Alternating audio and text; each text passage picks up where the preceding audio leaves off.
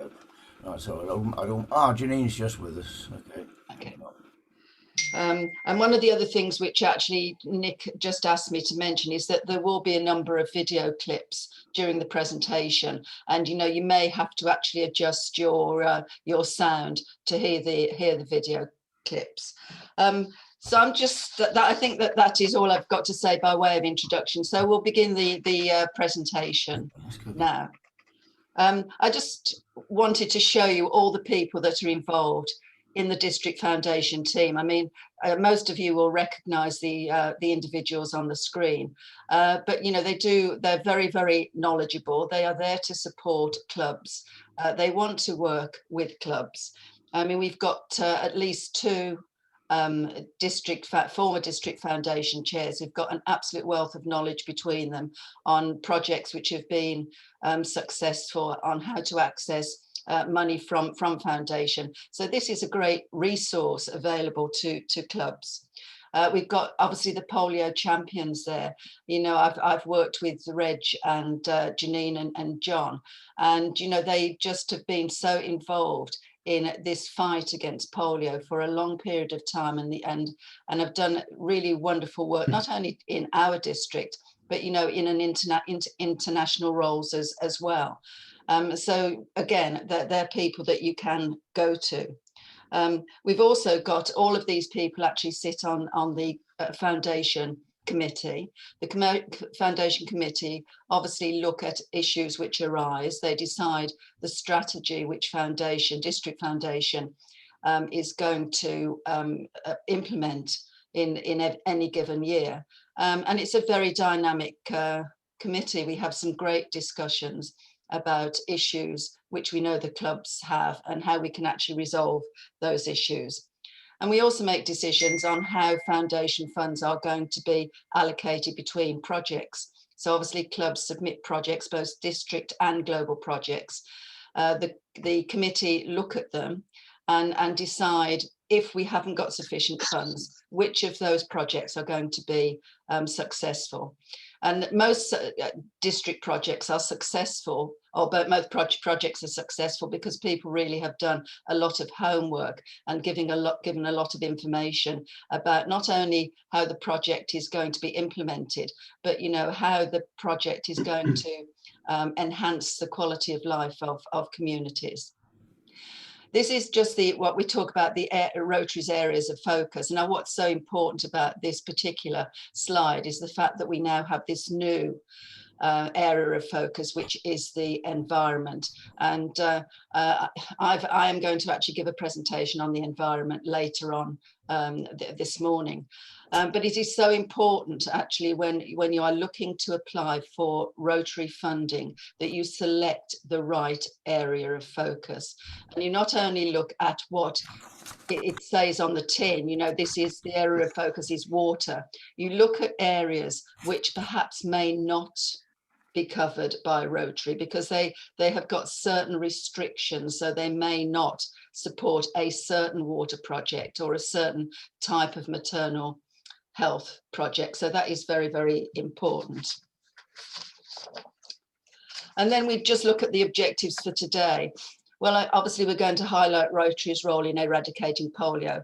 That remains Rotary's #1 priority. The Rotary has worked for such a long period of time in being able to eradicate this disease, and I know we've all said we are in the end game.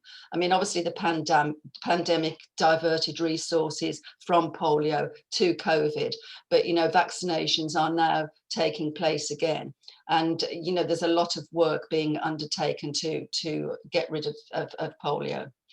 To have a better understanding of foundation's areas of focus. I mean, no one expects any club member or even any sort of Rotary Foundation chair to be an expert, but to actually perhaps know where to look to get the information which you need to be able to lead your clubs and to access, I think as Bill said earlier, foundation's funds.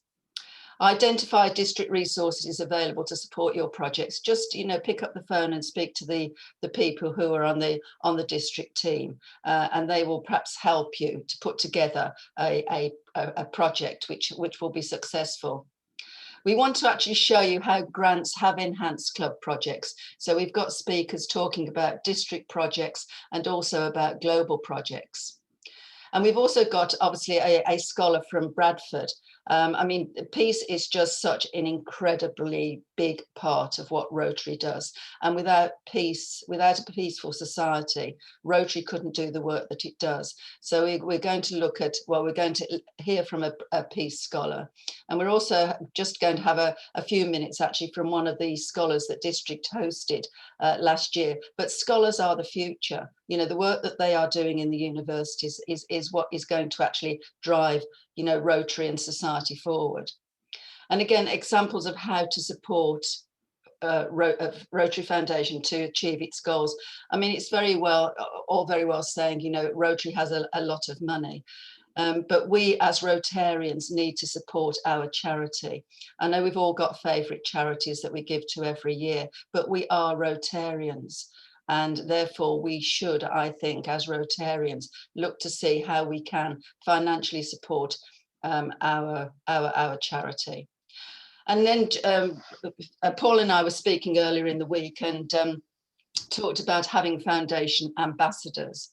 You know, that there are people who would, you know, become almost, I said to Paul, you know, let's have a masterclass for people who are interested in learning more about the intricacies of foundation and how that can be disseminated to clubs in the district.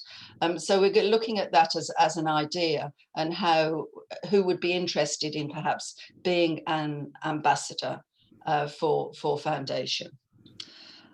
So that's the end of my little bit for the moment. So I think the first speaker is Janine, who's going to talk about, you know, how Rotary have changed millions of people's lives because of the polio campaign.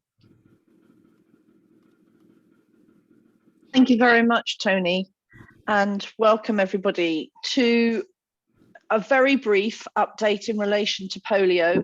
Only 10 minutes, can't possibly tell you all there is that's going on with that in that short time, but I will give you some names of some ideas of people that could talk to you in your own clubs or in groups of clubs, and could also answer any questions. So here at any time. So next slide, please. We have come so far. I know that many of you will have seen these slides before, but it is worth reminding ourselves, you know, the map on the top left there, that's where polio was endemic, when it was Rotary's dream to deliver a polio-free world. And remember, it is Rotary's dream that we are now working so hard for through the Global Polio Eradication Initiative, of which polio is still very much the heart and the soul of the programme. And the other map is where we are now as far as wild polio is concerned. And this is just tremendous. And I don't think we recognise it enough ourselves, and we certainly don't talk about it enough ourselves. It's about how far we have come. And, you know, last year we saw the African region of the WHO. The world is split into 6 regions for the WHO, the World Health Organization. And the African region, which is 47 different countries within Africa, not the entire continent, but within Africa, that is now certified wild polio free. So tremendous successes along the way. Next, please. But we have still got so far to come. So whilst we have now only got Afghanistan and Pakistan where we're seeing wild polio, we are still, through the Global Polio Eradication Initiative, immunizing more than 450 million children every single year, multiple times. You know, generally, most years, there's over 2 billion doses of vaccine administered through the work of the Global Polio Eradication Initiative. We're having to fund over 150,000 polio workers, and that doesn't include the hundreds of thousands of volunteers that get involved as well. And importantly is the disease surveillance. And in fact, that disease surveillance has become so important in relation to the COVID situation as well for many parts of the world. Next, please. You know, it is about changing lives. And this map is just showing what's happening with polio cases right now. The red dots on here, which are all within Afghanistan and Pakistan, this is the period from February 2020 to February 2021. All of those red dots were cases of wild polio in Afghanistan and Pakistan. The fantastic news is that so far this year, we've only got one case in Afghanistan and one case in Pakistan, which is absolutely tremendous considering we're in the middle of April. But there is a time lapse of several weeks for reporting. So fingers crossed it stays like that for some time. But all of these other drops, these green dots, they are vaccine-derived polio, extremely rare. You know, over 10 billion doses of polio vaccine have been given. Want to know more about vaccine-derived polio? I'll tell you how later on. Next slide, please. But it is about changing lives. And Tony has alluded to the areas of focus of our Rotary Foundation, our very own charity. Well, in fact, the polio program is doing so much more than eradicating polio. And to eradicate polio, it has to do so much more, right from when it first started, when it was first called Polio Plus, and it is still Polio Plus to this day.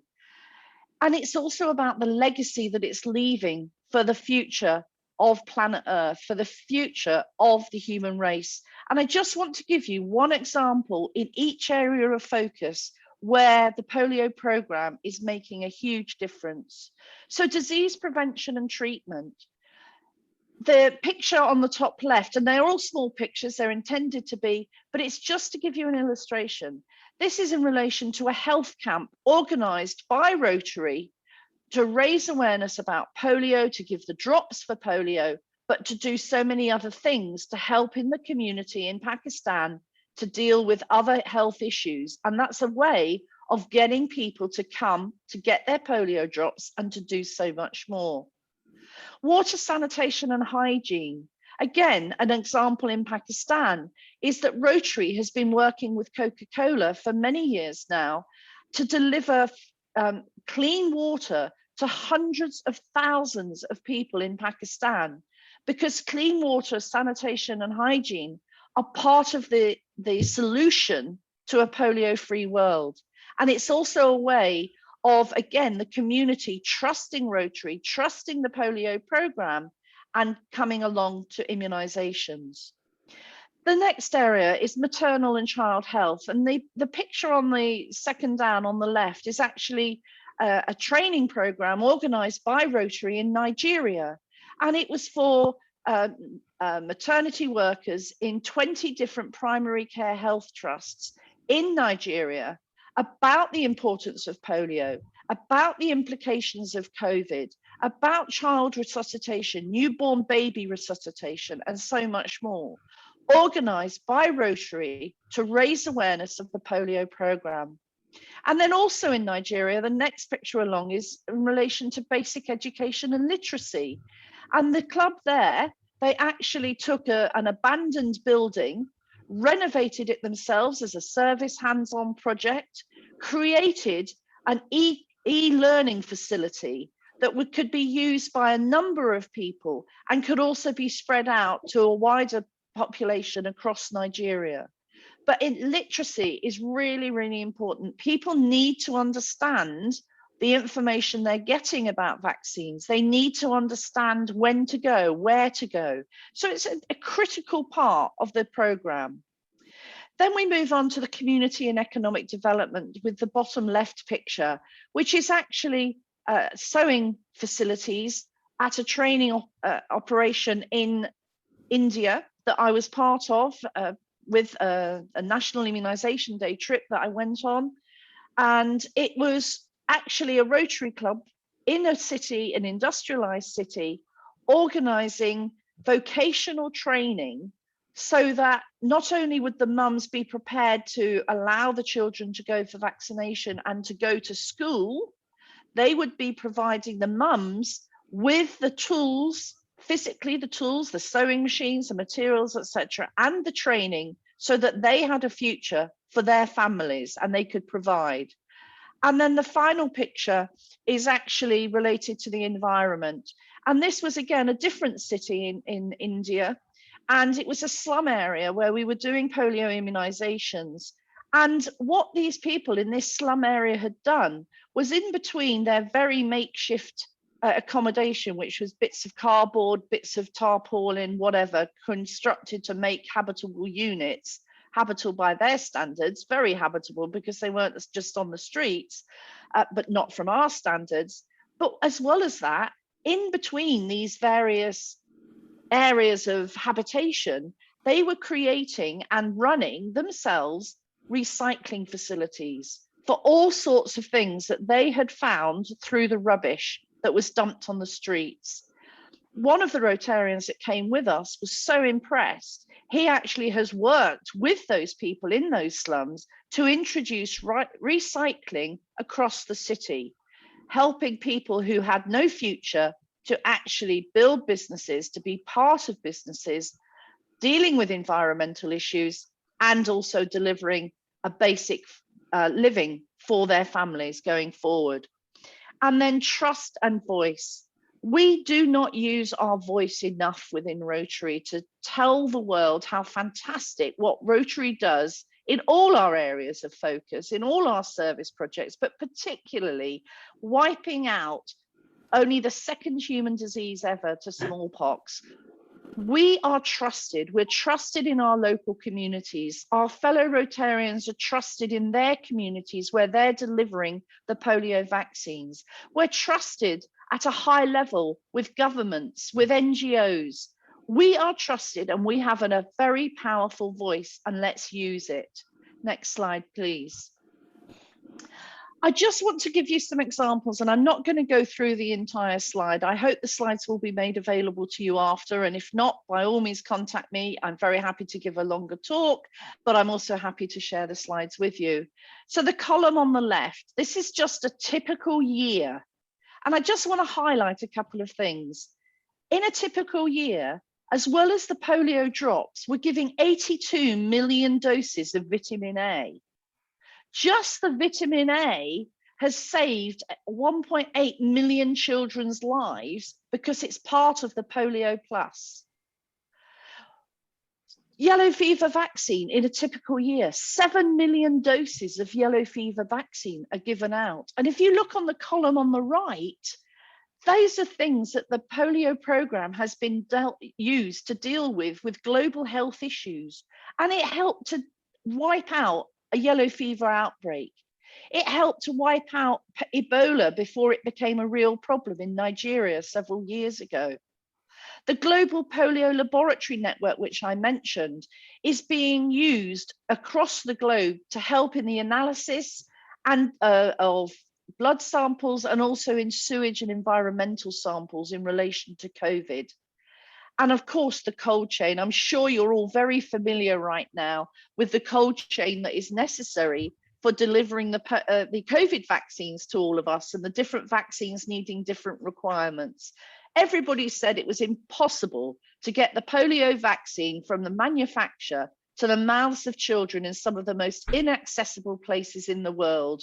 Well, Rotary and our partners proved it was possible. Next slide, please. Let's give you some numbers.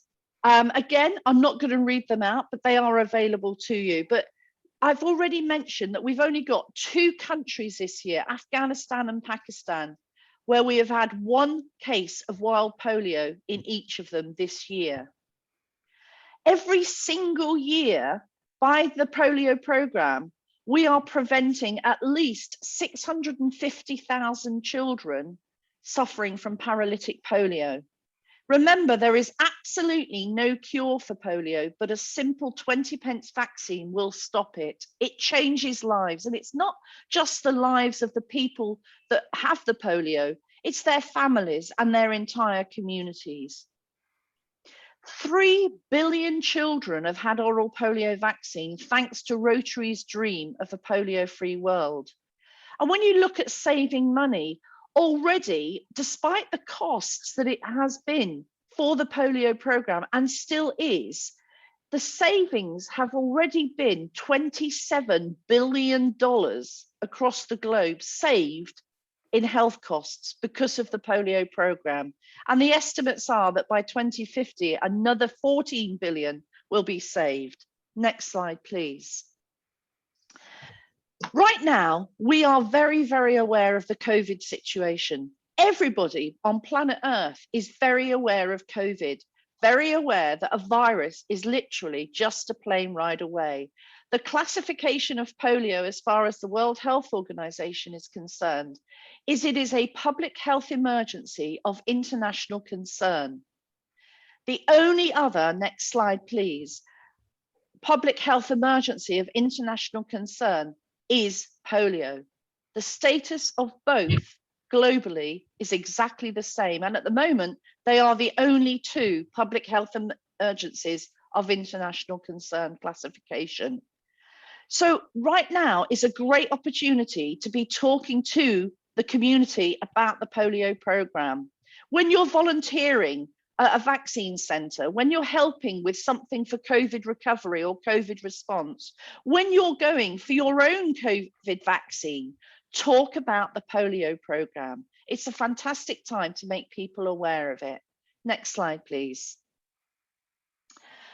We've also got on the 24th to the 30th of April, World Immunisation Week. Next week, you will be getting information out from Rotary Great Britain and Ireland about World Immunisation Week. You'll be getting some graphics like the one that's on here, and you'll be getting some draft social media posts. Please use the ones that come out from Rotary Great Britain and Ireland. There are some available from Rotary International, but if you use those graphics, then anybody that clicks a link, for instance, will be taken to the Rotary International donation page as opposed to through Great Britain and Ireland. So use the ones sent by Great Britain and Ireland. Many of you may have already heard of the recent request by Judith Diamond, our National Polio Plus Advocacy Advisor, to be writing to MPs, because it is likely that the UK government will be reducing the incredible support that it has given to the polio programme because of the cuts in overseas development monies. Please write those letters to your MPs, keep them involved in your communications, in your events.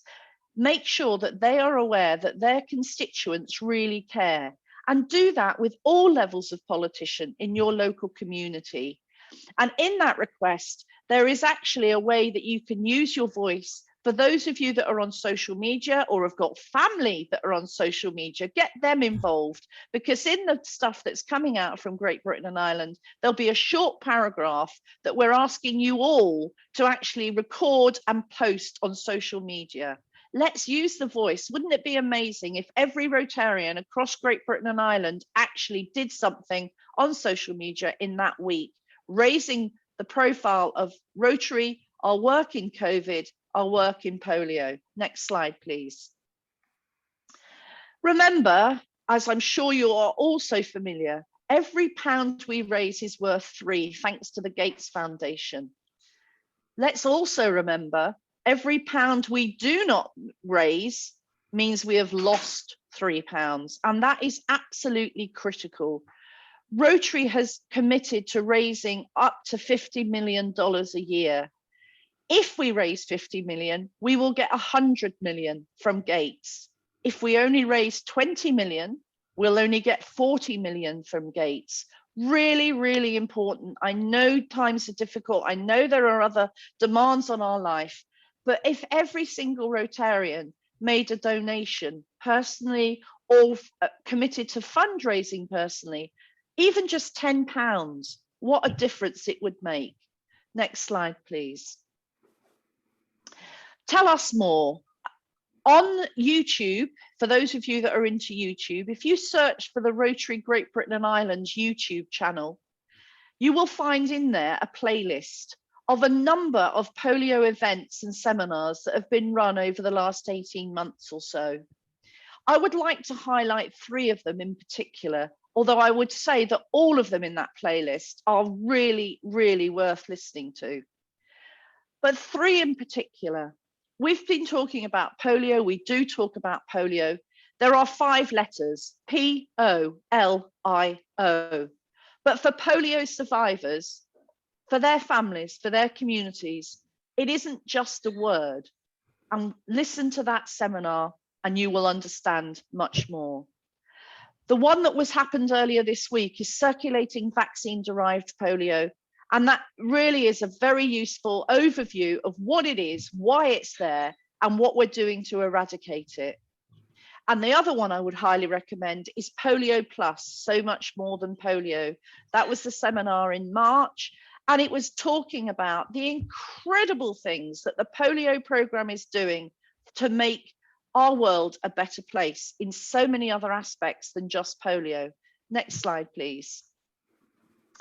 Our next seminar, Great Britain and Ireland, is actually on the 17th of May. It's open to absolutely everybody, and it's focused on Afghanistan and Pakistan. I'd highly recommend that you do it. If your club meeting happens to be on the 17th of May, why not book it as your club meeting instead of holding a club meeting? We've got Dr. Hamid Jafari. He is the WHO Director for Polio Eradication for the Eastern Mediterranean region. And surprisingly enough, Afghanistan and Pakistan are the eastern border of the Eastern Mediterranean region. He has intimate knowledge of the situation in Afghanistan and Pakistan, the problems that there are and how those challenges are being overcome. He was also very involved when India became polio free and making that possible. So we're really lucky to have Dr. Hamid joining us that evening. So please join us as well. Next slide, please. And I said to you that there are people that are here to help. Tony's mentioned people. John Hall is our District End Polio Now champion. Get him involved with helping you with your activities. Help him to find ideas, throw ideas at him, get him to throw ideas at you. Nigel Barnfield works with him as well. And don't forget the End Polio Now shop. We've got 2 polio survivors in the Winchester Club. Cordo Saeed, who is a microbiologist and doctor very involved with the COVID response. Jill Russell, a polio survivor, both from the Winchester Rotary Club. I'm happy to talk at any time. I'm happy to do talks to groups. Why not organise groups outside of Rotary and have one of us come and speak? And of course, Reg, who is so involved with the polio programme and like myself has been for very many years. And next slide, please. Oh, I think that might be it. Lovely. Okay, that's really it. It's a whistle-stop tour. Sorry it's been very rushed. Very happy for you to share slides. Very happy to take questions if and when it's appropriate during this session. And very happy to help at any other time elsewhere. But please, thank you for everything you've done. But please, please, please don't give up. We need more effort than ever to end polio now and forever. Thank you.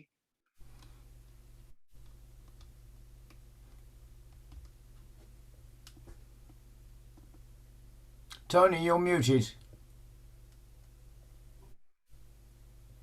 Yeah, thank you very much, Janine. I think, you know, obviously we've all seen quite a lot of polio presentations, but I mean, there was a lot of new information there and very important information, I think, for us to take back to our clubs to actually, you know, sometimes just re-energize the initiatives so that we actually can work, as you say, towards ending polio.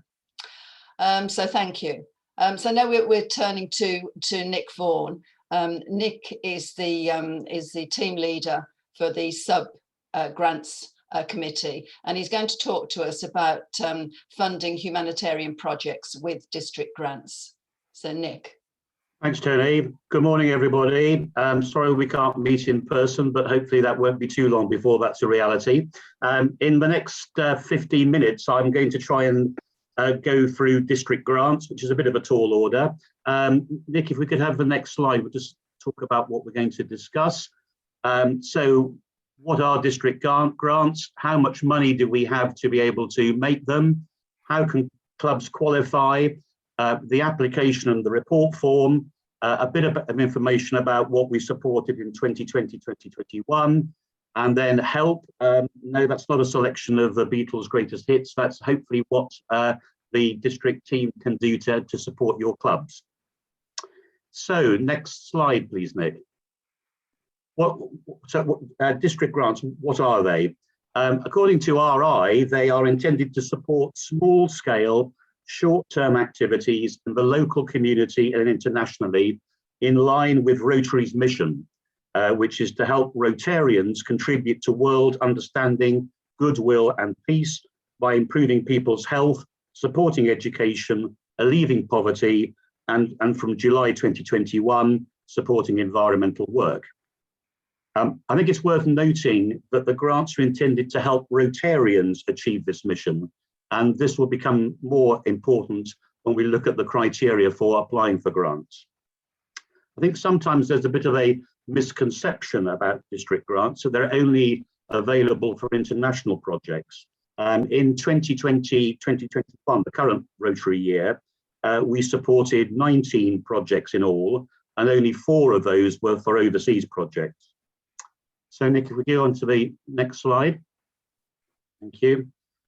So very briefly, how much money do we have at our disposal to award district grants? I'm sure you're all aware that the amount we can distribute is based on the funds that clubs in the district have contributed to Foundation 3 years ago. That money is invested by Foundation, and it produces for districts what's called the District Designated Fund. And half of that is then used for district grants.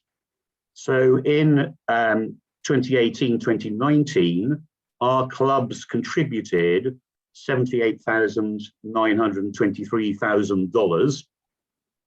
That's not the final figure that will be available for grants. There will be some money carried over from previous years, and the figures tend to go up and down on the RI website, but that's the current figure. So for the purposes of district grants, the amount currently available for the next Rotary year is just short of $39,500. On Rotary exchange rates at the moment, that produces a figure of £28,800 to spend. I should say that, as with all things to do with Rotary, the money comes through in dollars, so we always unfortunately lose on the exchange rates. We have discussed that with Foundation. We've tried to set up a currency account, but they won't accept that. So there is a bit of a loss to the district in that respect. And the figure that we have to play with this year is quite a bit less than we had, say, last year or the year before. And it shows that if the contributions from clubs to Foundation are reduced, then the amount that we have available to fund grants in the future also goes down. So Nick, if we could have the next slide, please. Thank you. So how can clubs qualify for district grants? There are some criteria which are set down by the Rotary Foundation, and some which have been developed over years by our district as well. So first of all, a club has to be qualified, and that really means that a senior member of the club, normally the president, president-elect, secretary or foundation chair, has attended a training session. So well done, all those of you here today have got a tick in the box for that. This will count as a training session. District Assembly, PEPs are also normally treated as counting. Clubs have to complete a memorandum of understanding each year. The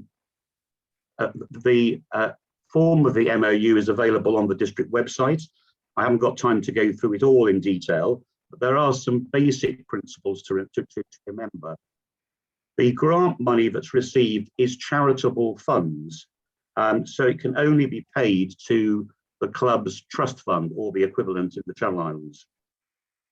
Clubs are accountable for the way in which the funds are used, and that includes having separate records of the money coming in, and importantly, the money going out, so receipts for any payments that have been made. The funds need to be segregated from the ordinary club funds. A report on how the funds have been used is required, and I'll talk a bit about that in a minute. And there must be records kept which have to be retained for 7 years. The MOU is signed by the current president and the president-elect, and as I say, needs to be completed every year. So some of the project criteria that have been developed. First of all, they have to follow the Foundation's mission, as I mentioned at the beginning. They must include active participation from Rotarians, where appropriate, there must be some signage or acknowledgement near to the project, if it's a physical piece of equipment, for example, which confirms the role of the club and foundation in the sponsorship. It must follow one of the areas of focus, and both Tony and Janine have talked about that already, and I'll mention it a bit later on. And they can't be used for what foundation calls continuous or excessive support of any one beneficiary or community. And in our district, we would not normally support projects for more than 2 consecutive years. It can't be used to purchase land or buildings, or for fundraising activities or staff costs. And normally they won't exceed £4,000. We've set that limit in district to allow as many clubs as possible to participate in the funds that we have available. On occasions, they have been increased to £5,000. They can only be used to match contributions that are put in by clubs within the district. We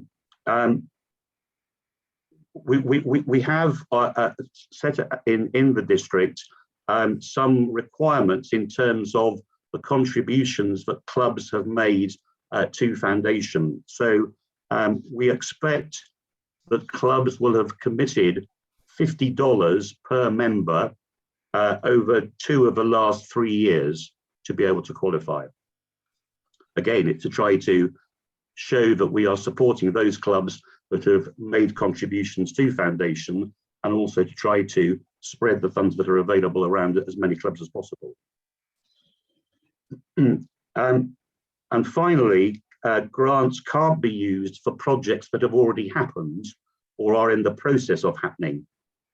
So at the time of your application, it should be for a project which you are intending to enter into, not something that's already occurred. Nick, can we have the next slide, please? So in terms of applying for a grant, there are 2 application forms, an outline and a full form, and I've put on here a copy of the outline form, which is available again on the district website. That should be completed by the club and sent to me by the 1st of June for applications for the following Rotary year. At the moment, we normally review those at the July council meeting. And if there are suggestions that the committee make about the application, those are advised to the clubs as soon as possible. Once the application is in a form that's acceptable and will be acceptable to Foundation in America, the full application form is completed, signed off by the president, and then that's submitted to the Foundation in America. So on the slide, you've got a copy of the outline grant form. Apart from the obvious contact information and a description of the project, you'll note again that the project has to fall within one of the areas of focus, and those are listed there. I have to say, in past years, we've had something approaching war and peace under this section, which seems to go on forever. All you need to do is to look at the areas of focus and select the one that is most appropriate to the project that you're putting forward. The areas of focus, as you've seen already, are very wide and varied, and I would hope that most projects that clubs are considering would fall within one of those areas.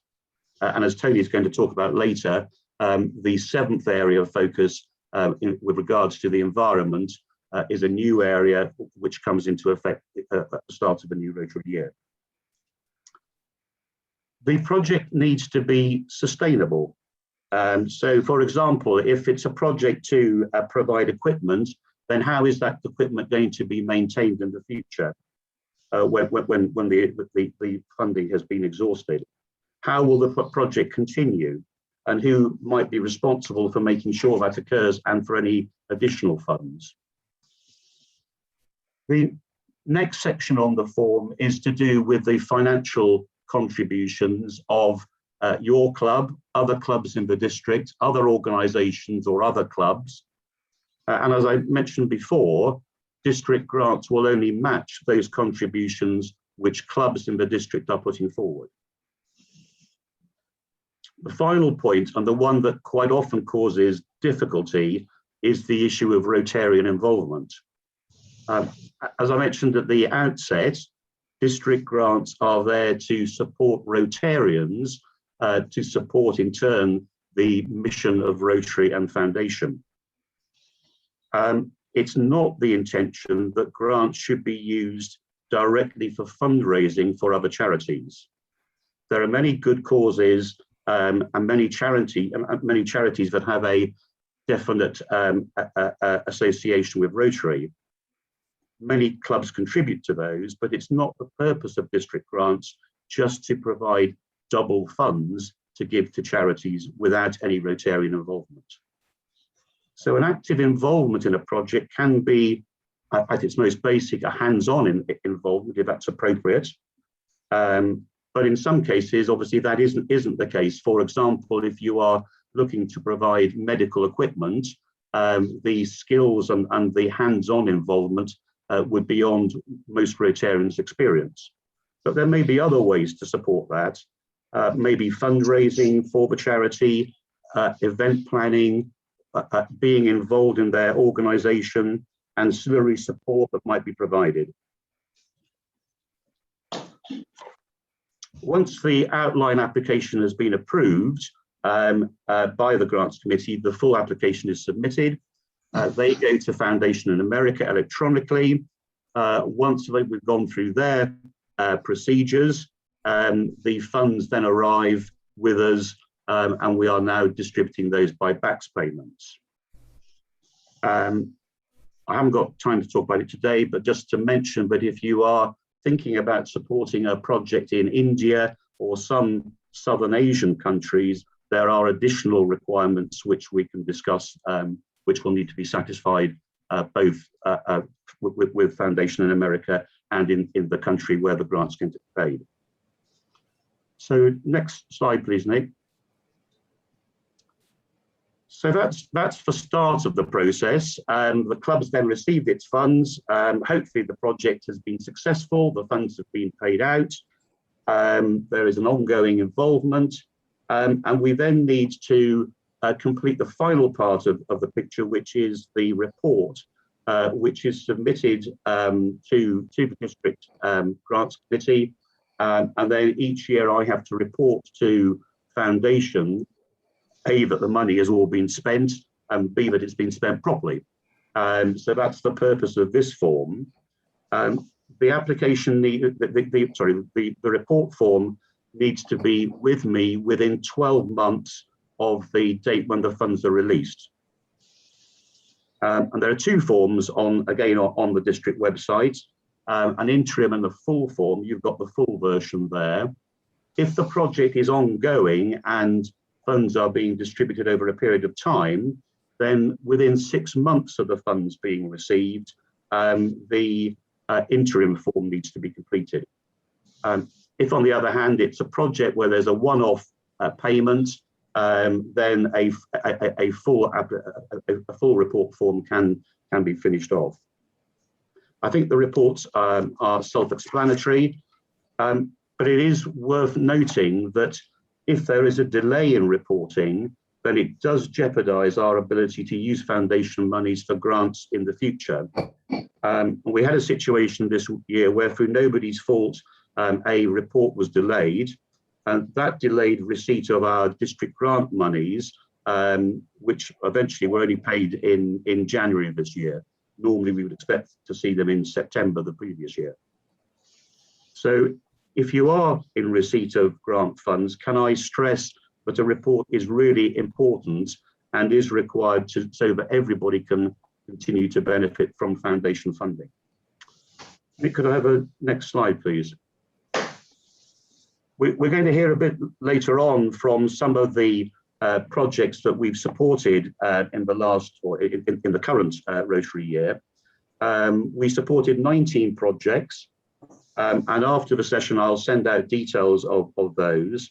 There was a wide range of projects, as you would expect, some related to COVID, such as support of the local food bank, supporting a replacement van to deliver goods to those in need, but also supporting youth groups, counselling, health equipment, Christmas hampers for the elderly, health and care, education abroad, and supporting play sessions and therapy groups. So a very wide and varied set of projects that have been supported both in this country and abroad. Nick, final slide. So the final thing in this somewhat whistle-stop tour was to touch on the help that the Grants Committee can provide. As Tony said at the outset, that there are a lot of people on the committee who know far more about foundation and grants than I do. What we're proposing to do is to set up a group which clubs can participate in, and which will provide hopefully some helpful information and tips on a wide range of issues. Things like how to complete the application forms and the reporting forms, what's good to put into the form, what's not so good, what types of projects clubs might consider, encouraging clubs to support foundation, which allows us to use money to fund grants, and to provide updates on projects that we have supported. And we're thinking of doing that through YouTube type videos. And there'll also be a question and answer session. We really want to make sure that the Grants Committee is used as a resource. It's very much our role to support and to encourage clubs to make applications to make sure that they are successful. So if you could, after this session, tell either Tony or me who the most appropriate contact for that group would be within the club, the default position would be the foundation chair. But if there's someone else, then please let us know. So I think that ends everything that I was going to say today. Very happy to answer questions on the chat function or afterwards. We've supported a large number of projects, very different throughout the district. And I'm delighted that we're going to see some examples now, which will speak far more eloquently than I can do on the work that's been achieved.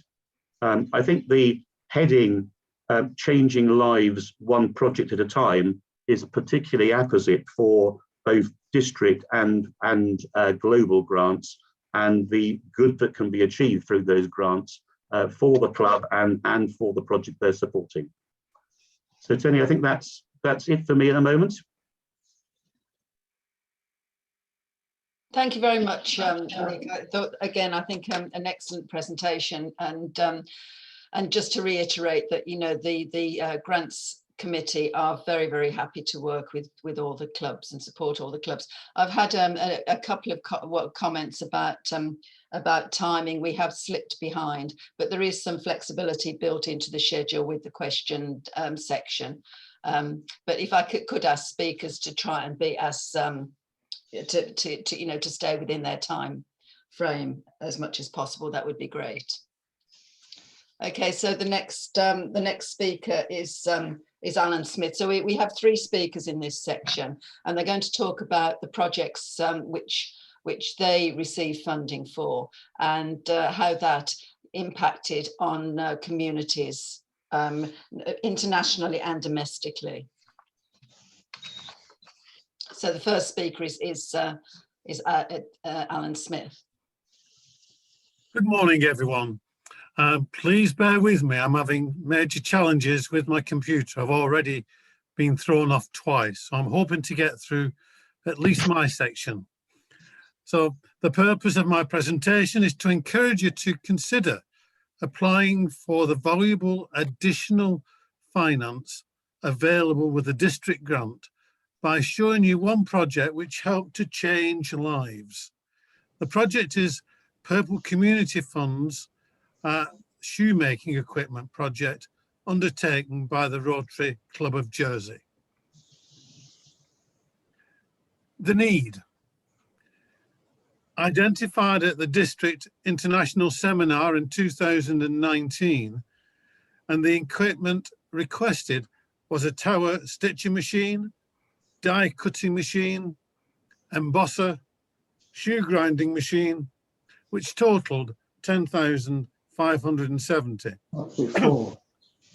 The interesting part, as far as the environment is concerned, excuse me, the materials used will include old aircraft tyres and lorry inner tubes, and that helped to make the shoes. How will it change lives? Increased employment for men, previously working on the largest rubbish dump in Manila, increased shoe production from 30 to 240 pairs a week. It provides shoes for desperately poor children and gives a sustainable income stream to PCF to help desperately poor families. The cost of machinery. The total cost, as previously said, was 10,570. Funds donated by the Rotary Club of Jersey were 5,170. We did a walk from Jersey to Manila, and part of the funds raised, 1,400, went towards this project. And we had a district grant of £4,000. And you can see how critical that district grant was to the total funding of the project. The funding of the project was completed by September 2020, 12 months after it being shown as a need. Next, Nick, please. Sustainability. Absolutely essential with all projects. Shoemaking is proven by a previous donation given by Portsea and South Sea Rotary Club, covering the cost of existing older machinery. PCF is an excellent charity who are always striving for sustainability. If you're working with a partner, as most of us have to if we're working overseas, it's absolutely essential to have a reliable partner. And PCF, headed by Jane Walker, well known to many clubs in the district, provided just that. They provide a well thought out proposal, an interesting leaflet, and an excellent short video. The leaflet and video showing living conditions that we seek to help the people living in those conditions. And it's essential to try and get that over in your fundraising, because we live such comfortable lives here in the UK. So finally, a really sincere thanks to the District Foundation team. The purchase of all the required equipment would not have gone ahead without a district grant. And to PCF for their tremendous support so we could achieve the completion of the project. And now, to give you an idea of the kind of conditions that the people we are helping, the children in particular we are helping, to show them the conditions they are living in, I'll now ask Nick to show you a short video. And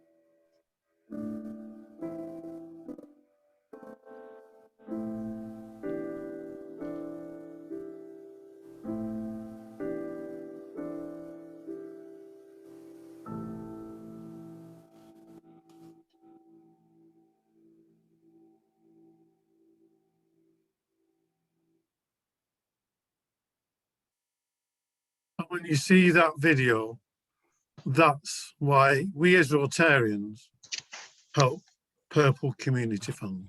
Thank you. Thank you, Alan. Very powerful video, as you say, and a great initiative for the project. So now we have Janine, who's going to talk to us about a new project, which is actually going to be trialled in district. Thanks very much, Tony. And indeed, next slide, please, Nick. Seeds of Social Action. The three names on here are Tony, myself, and a Rotaractor called Shwetal Shah. Shwetal is a truly inspirational young woman.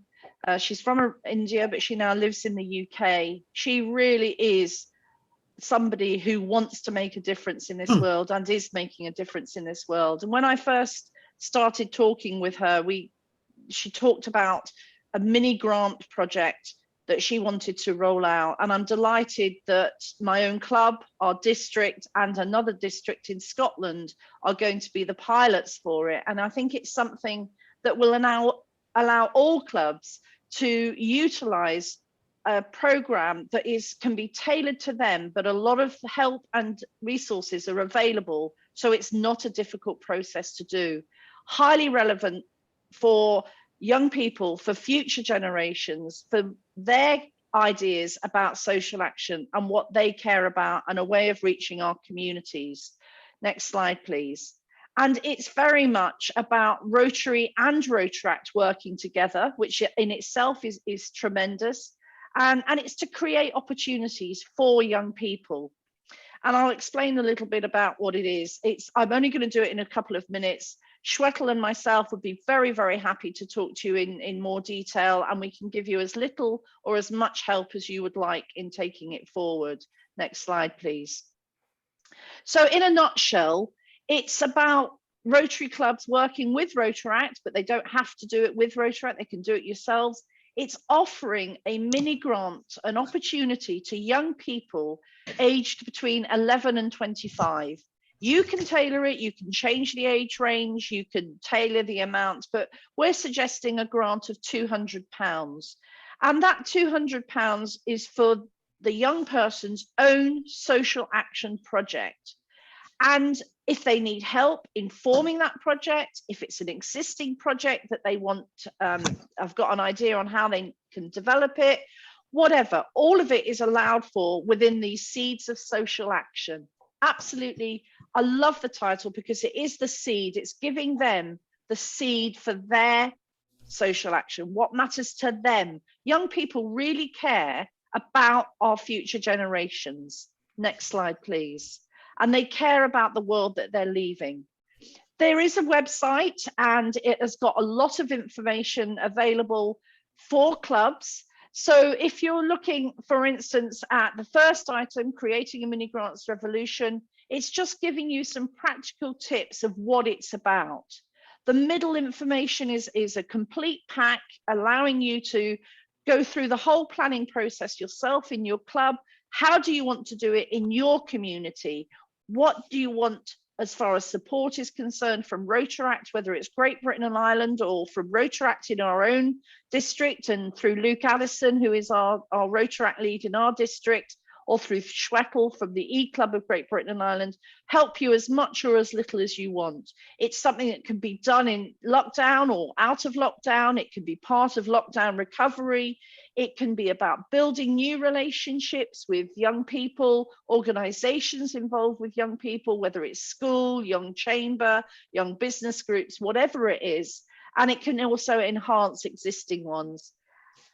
The involvement will be helping them to form the project in the first place, or to enhance the project, to put an application in for funding, helping them with that application as necessary. Successful applicants will not only get the money, they will also get mentoring support. So there's a lot of information on the website about the mentoring support, the roles, the expectations. If you don't want to do the mentoring, the Rotaract could help mentor.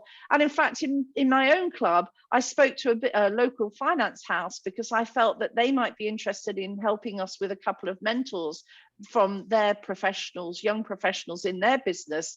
And within 3 minutes, they said, well, actually, yeah, we'd love to help with the mentoring, but also we'd love to fund one of them for you. So, you know, it really is ticking a lot of boxes. Next slide, please.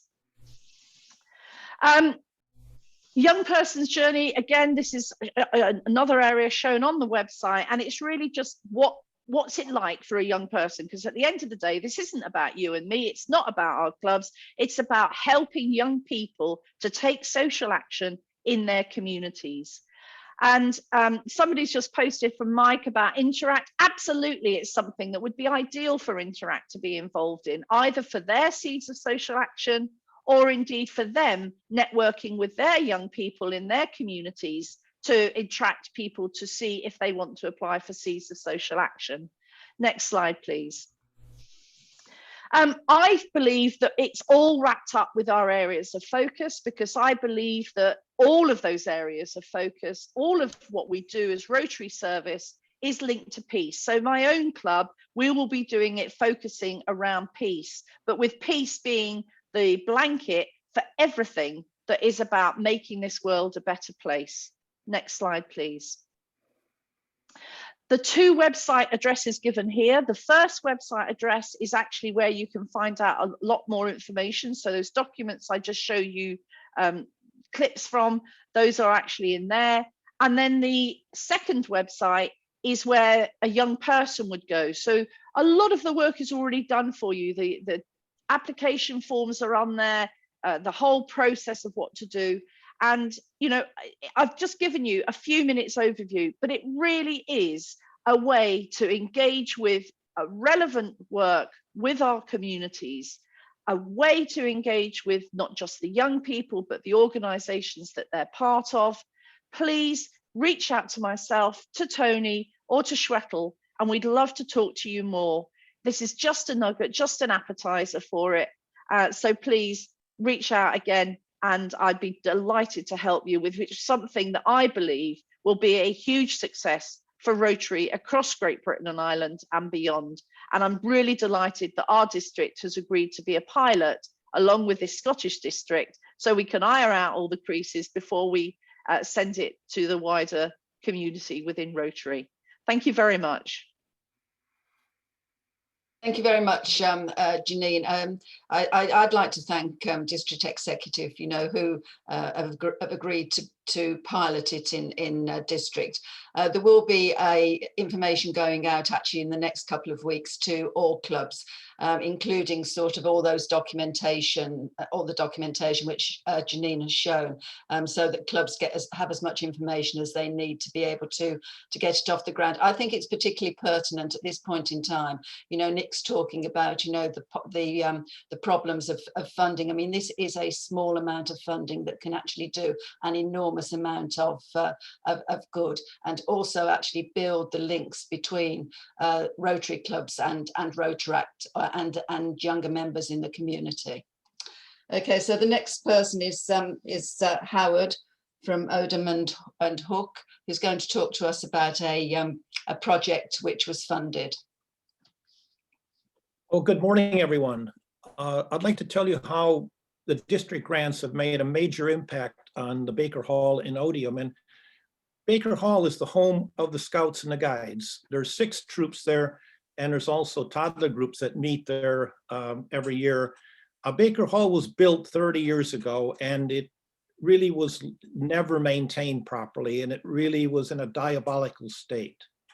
So basically, they called me up about 4 years ago and were explaining all this to Rotary. I had them around to my house, the maintenance or the management group, and we had a big meeting with them and explained the first thing we need to do is identify the priorities to improve this building. So we worked with them to set up that, and really the work required, I've got detailed on the slide here, was they needed to repair the roof because it was leaking, insulate the ceiling, replace large doors. I'll show you some photographs in a minute, but replace the doors because they were very drafty. It made the building very cold. The heating was outdated. It needed upgrading, as did the electrics, as did the fuse panel. It needed complete redecorating. The kitchen needed upgrading. and we needed to install a new fire alarm system because that was checked and that was found to be faulty and it needed completely upgrading. And the last thing were the toilets, which is a project is being planned now. So really, the first thing we did was to get involved to help them prioritize these areas. Starting out, this is what the building looked like. It needed complete renovation outside, the roof, but the major thing were these very bad doors. There was a big wooden doors, very drafty, and it made the building very dark because there were no really good windows in there. So the next slide, please. And inside, before decorating, you can see the bit, well, this picture makes it look rather good, but it was quite grim inside. The lighting was poor. The painting was quite, well, it needed upgrading, but you can also see the very old heating system. They were infrared and not working very well at all. And the lighting was too high. So the first project we did is we put in a district grant to help upgrade the heating system because all these children, it was freezing in the building. It wasn't suitable for the scouts and the guides to meet, and it needed improvement. Next slide, please. So as we put in the district grant, we also got involved to help decorate the building. So us Rotarians went in there and helped them turn the building into a much brighter and a more pleasant place for the children to meet. Next slide, please. And here you can see us in action. It was a very good weekend of helping them turn this building into something that was much more suitable. Next slide, please. And you can see what it turned out to be. It looked much better. There was the whole thing now starting to turn into some place that anyone would want to meet in this particular village hall. Next slide, please. We also then did some fundraising to help them also beyond district grants to help them raise more funds because there was a lot of work that had to be done to this building. Firstly, the heating system was costing £16,000. And if you go on to the next slide, please, you can see that it's just about there. Okay, there it is. You can see the new heating system was installed with infrared overhead heating, new lighting, new fuse panel, and it made a huge difference to the heating of the building and the comfort of the children, really. So this was the first project, and you can see also that they replaced the wooden doors with windows, so it made a much brighter, a much more pleasant place to be in. Next slide, please. But also, they needed support from Rotary, and this is, I think, was cited earlier. Rotarians can help in many different ways. Not only could we help with our district grants, which were very, very helpful, but they needed advice. They needed to upgrade the kitchen, which was much more out. We couldn't support that. But we were able to help them is to sit down and work with them to apply for other grants. And we have helped them to win a Lauden and Test Leader Program grant, which I wrote a letter to them explaining they had a new management team, which was Susanna Wilson, which was in the previous picture. We wrote this letter. They won a district grant for £25,000, which helped them upgrade the kitchen. So again, not only do we district grants, but once we got involved with this project, we could help them in many different ways. And this was one of them. Next slide, please. This year, the grant we put in for, because the fire alarm system failed, and obviously the children needed to be in a safe building. So this was needed to be done as quickly as possible. And we were able to fund this with a grant of £2,000, £1,000 from district, £1,000 from our club. Just in the middle of the first half of the presentation, I called you up. And this is now being commissioned, and of course will make the building very safe. So very important. Next slide, please. So here it is today. The building is now, looks much better, painted inside and out. It's got a new heating system, new fire alarm system that we were able to support with the district grants, but also we were able to help advise and work with them on many different parts of this. Today, we have meetings there occasionally, and we will continue fundraising, but it's been a very good project. And the last slide, please. Significant improvements have been made in this community building for the Scouts and for the Guides. It's much warmer, brighter, and a safer place for children. The district grants have made a huge contribution to the upgrading of Baker Hall, and it's greatly raised our profile of Rotary in the community, and everyone is now recognizing and talking about it. So I'd like to thank Nick and his team for helping us. It's made a big difference to us, and thank you very much. You're muted, Tony. Thank you very much, Howard. It's great to actually see the changes in the building and the difference it will make actually to the people who use that facility. We've now got Richard Maund, who's going to speak about global grants. What I'm going to suggest actually is that Richard makes his presentation and then we take a break. And then we have Peter Taylor talking to us about his global grant, if that's okay with everyone. So Richard, if you want to start your presentation. Thank you, Tony. Good morning, everyone. Morning, Richard. Qualification for grants has already been covered by Nick, so I won't go over it again. Richard, your camera is not on. No, do you want it on? Would be helpful. You told me you didn't want to be seen.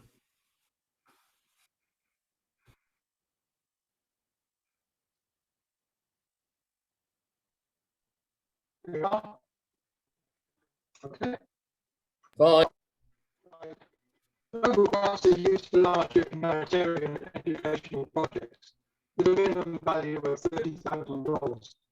Switching on sound, he's lost sound quality on the video, sorry. Yeah, turn the camera off, Richard. I think that would be safer.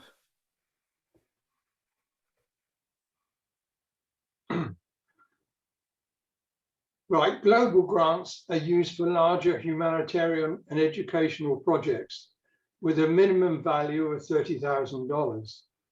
They tend to be used for projects in the developing world. Don't forget that they can be used for projects in any Rotary country or geographical area, and that includes the United Kingdom, which often is overlooked. They must align with one of the 7 areas of focus, which Tony has already covered. This may include infrastructure, things like toilet blocks, sanitation systems, irrigation systems, access roads and dams, etc. Buildings and land are not permitted.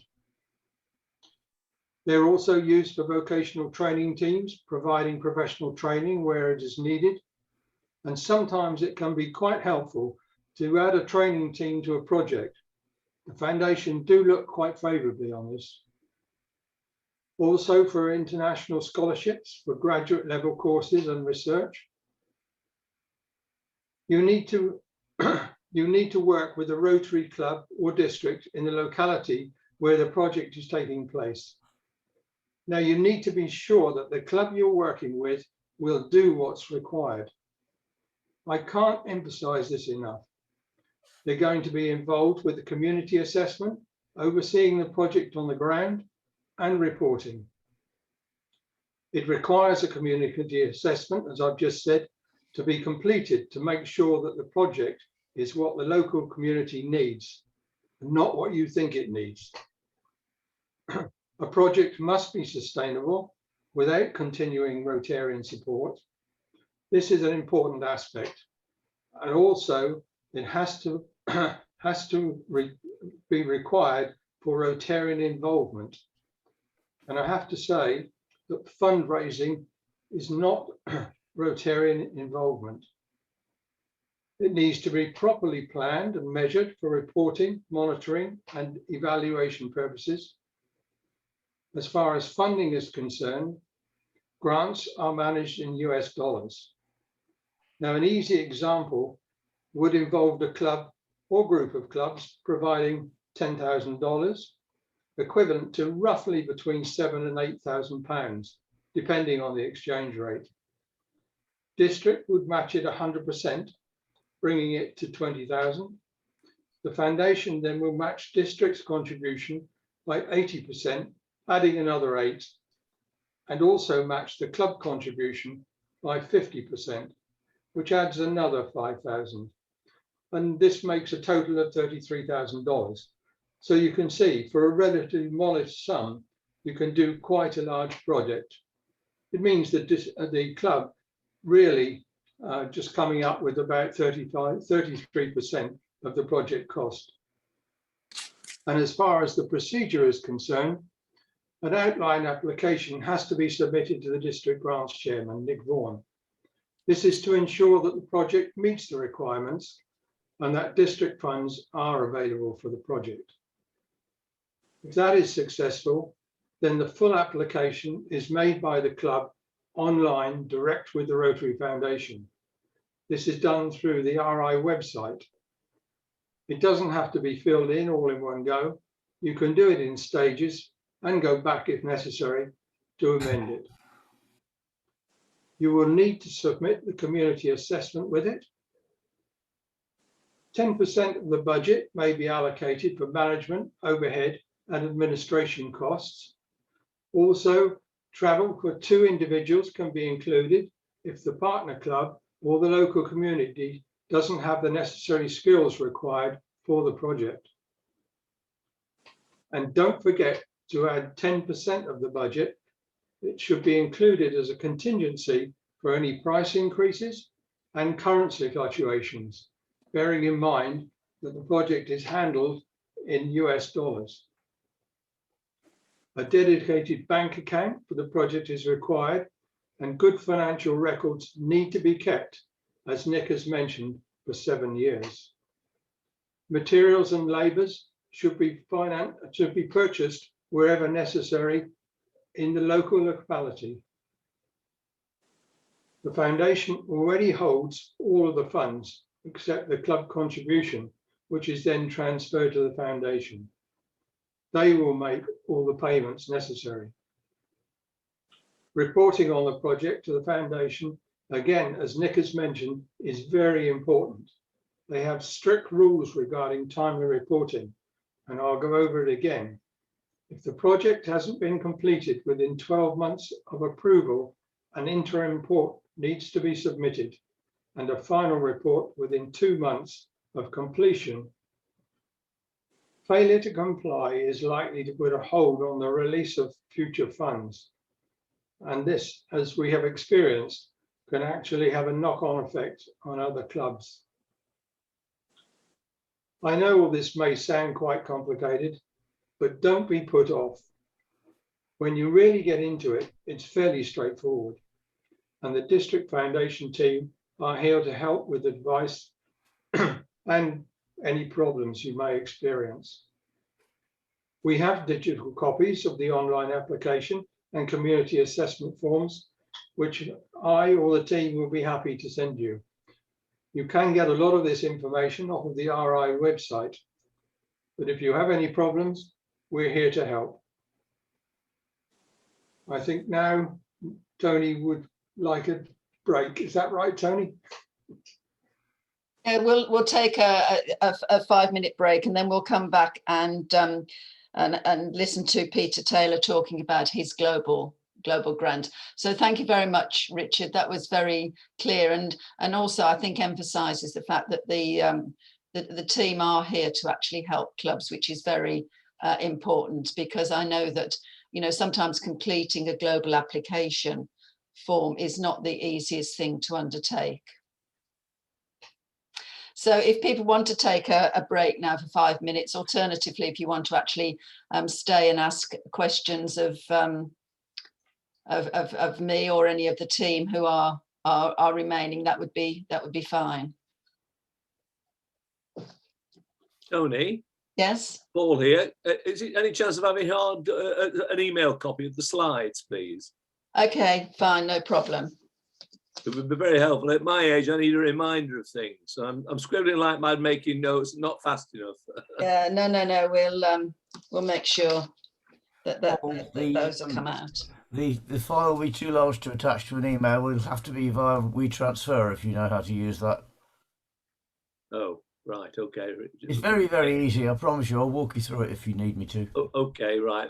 I shall talk to you next week and get that advice then, please. Yes, please. No problem at all. I'll be in touch later.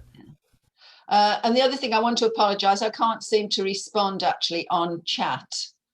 Well, somebody is, because there are 11 messages on there already. And I know other people are, but I've had a couple of messages sent to me direct, and I've tried to respond, but for some reason I can't respond. One of them, and I don't if Mike is he's taking a break, but Mike, you wanted to know what time you would be speaking. I think it probably now will be probably about 11:20, 11:15. Okay, that's not a problem, Nick, Tony. Thanks a lot. I just need to psych myself up 5 minutes beforehand. I know. I'm sorry, I tried always to actually to respond to you, and I don't know why I can't. I'm going to have obviously a lesson in Zoom chat. I don't know. Just whilst I've just listening to me, I don't like to interrupt on other people's presentations, but the gentleman who's just spoken said that there would be that the World Fund would contribute 50% of the club funds. They've stopped doing that. Yeah. So perhaps need a little correction on that. Okay. Right, now I'm going to take a break. Okay. Tony, I'm just going to disappear for a second because Katie tried to call me a little while ago and I put her off, and I don't know if she got a problem. Okay. Thanks, Nick.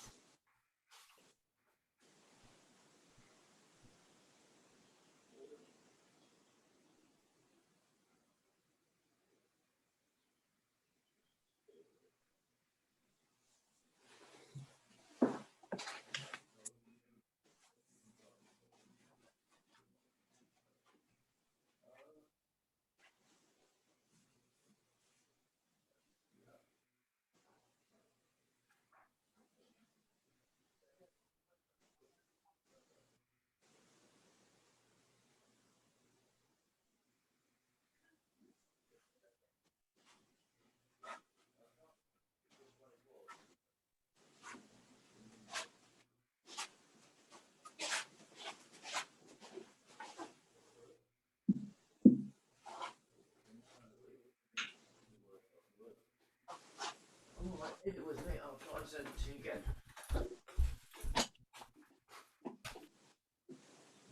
No, that's fine. Realistically, I think it's going to be the best part of 11:30 before we get to you, because we are running a bit late. Well, if you join about 11:30, I should think that'll be fine. All right, I'll send you the details again. Bye.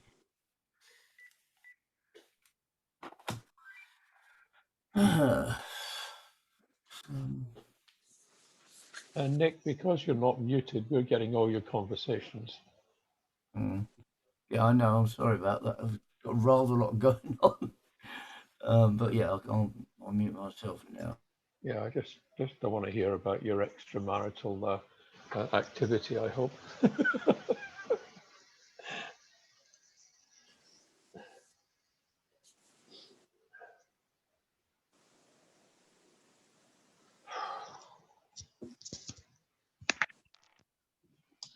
Another minute, Nick, and then I think we'll resume.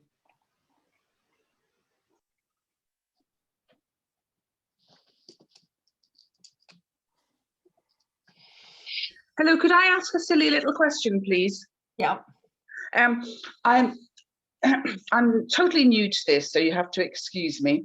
But Nick's talk was really helpful and everything, and I'm just trying to get my head around some of the district criteria, and the gentleman who was talking about the global grants. So, are you saying fundraising, whatever it is, for either district or global grants doesn't fall under Rotarian involvement? No, I think actually Nick and I said that fundraising would probably qualify actually. So, you know, if you're working with a charity and you put on a, you know, a flag day, or you actually, I don't know, support them in looking after car parking or something, they're doing a Yeah. fete, that would constitute Rotarian involvement. We did during lockdown. We did a sponsored. We basically, they walked every day for 28 days. Some of it was sort of an entry fee, and some of it was spot. And I'm just trying to get my head around it, because it is a lot to take in initially. But so that possibly is Rotarian involvement. Oh yes, I mean, you know, my club did that. We did a virtual walk. I mean, in fact, for Purple Community Fund and raise some funds. I mean, that is absolutely, you know, Rotarian involvement. And the other question was, he mentioned about that they didn't want to continually support the same charities, which is something I had actually. So if we were thinking about a project for specific, I know it's not, you know, charity, I don't know if that's the wrong words. Is there anywhere we can go to see if there's already been a lot of support for that charity, and perhaps it needed a rest period, for want of a better word? I mean, there are some Rotary sponsored projects, and you can certainly actually go into My Rotary and you can find out which projects they are. I mean, for example, you know, Mercy Ships. I mean, a lot of money was raised for actually Mercy Ships sand dams. You know, the district have actually supported a number of sand dams. So you can go in and find some of the bigger projects that are supported very often by Rotary clubs. I think it's more difficult to actually go in and find out. Let me look at that actually and see how, because I think that's a very good point in actually. Yeah, and so so basically it's just, you know, you might want to support a charity, but it might have been supported so many times that actually they want to move on to another charity, sort of thing. Yeah, look, let me look at that actually, and I'll get back to you. I've made a note. Thank you. Okay, so should we start, Nick? Are we ready to start? I just wanted to actually say something actually after Richard's presentation, because there have been some recent changes actually in funding to global grants. One is that any cash which is now raised by clubs does not get the funding from Rotary. I think that was discounted a number of months ago, and there have just been recent changes. Whereas DDF is instead of being supported up to 100%, will now only be supported up to 80%. And there are a number of reasons for that, partly due to COVID, because Rotary did actually make a huge commitment to COVID projects. So presumably once, you know, the funding for COVID actually perhaps reduces, you know, then Rotary will actually look at how global grants are funded going forward. But I'll send an email about that just to you know, just to make sure there's clarity. So Nick, if you can actually, we're now going to actually hear from Rotarian Peter Taylor of Poole Bay, whose club actually had a global grant working with Jaipur Limb to provide artificial limbs for affected people in Rwanda.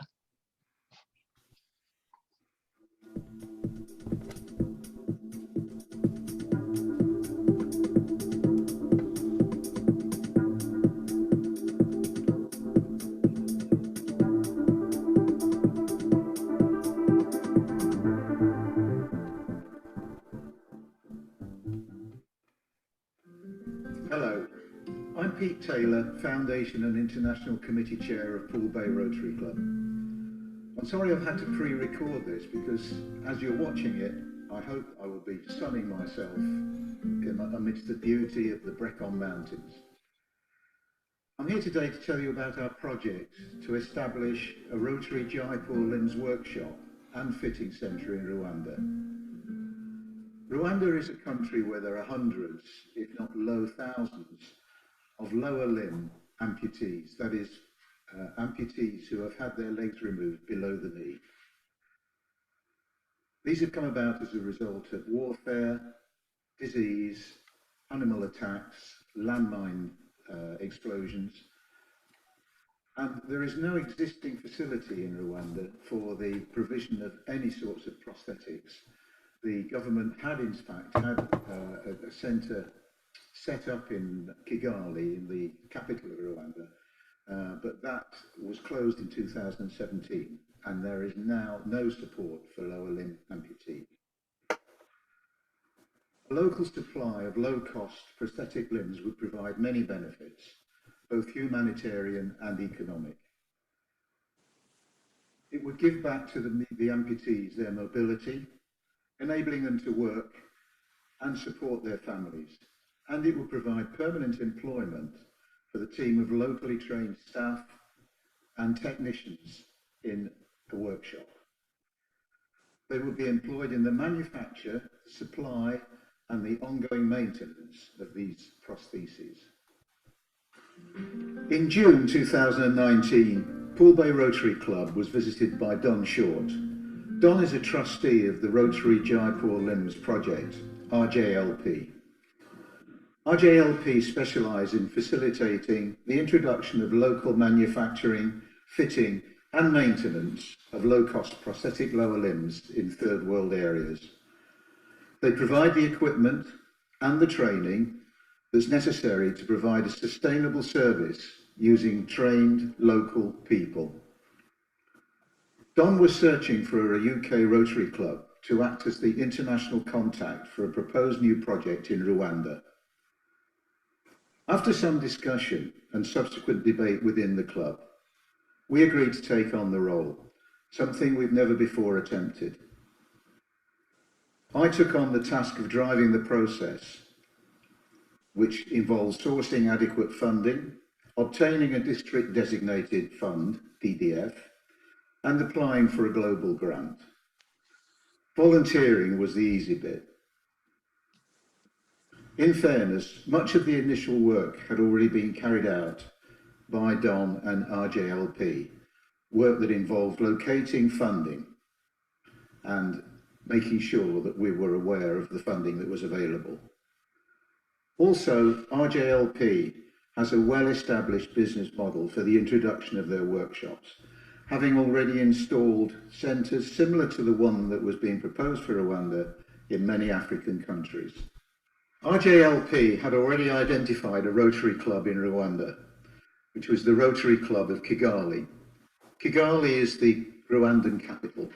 The Rotary Club of Kigali were willing, as host club, to provide the necessary local representation of Rotary International, and also identified a possible base for the workshop and clinic. This was a community centre in Rubavu, a district about 150 kilometres from Kigali, and which was already established as and identified as an ideal location for the workshop. The steps in funding the process are, first of all, to create a link with Rotary clubs, with a Rotary club in the area where the project is to be carried out. Secondly, to establish the costs. Then, to identify the sources and the amounts of funding. After that, we could apply for the district grant. And once the district grant was assured, we could apply for the global grant. Having found the way to raise the initial funds, acquiring the district matching grant was clear, straightforward, and went without a hitch. The global grant was less straightforward, but I have to say that the step-by-step questions in the 12-page document which have to be answered ensure the applicant has considered all of the complexities of the project. It's not difficult, but it's exacting and time-consuming. However, considering the amount of money at stake, it's understandably searching. A detailed project overview is required, criteria for measurement of success, full details of partner organisations, the role of Rotarians in the project, a detailed budget is required, and I used Excel to upload it. Evidence of sustainability is necessary, as are the operations, training and maintenance plans.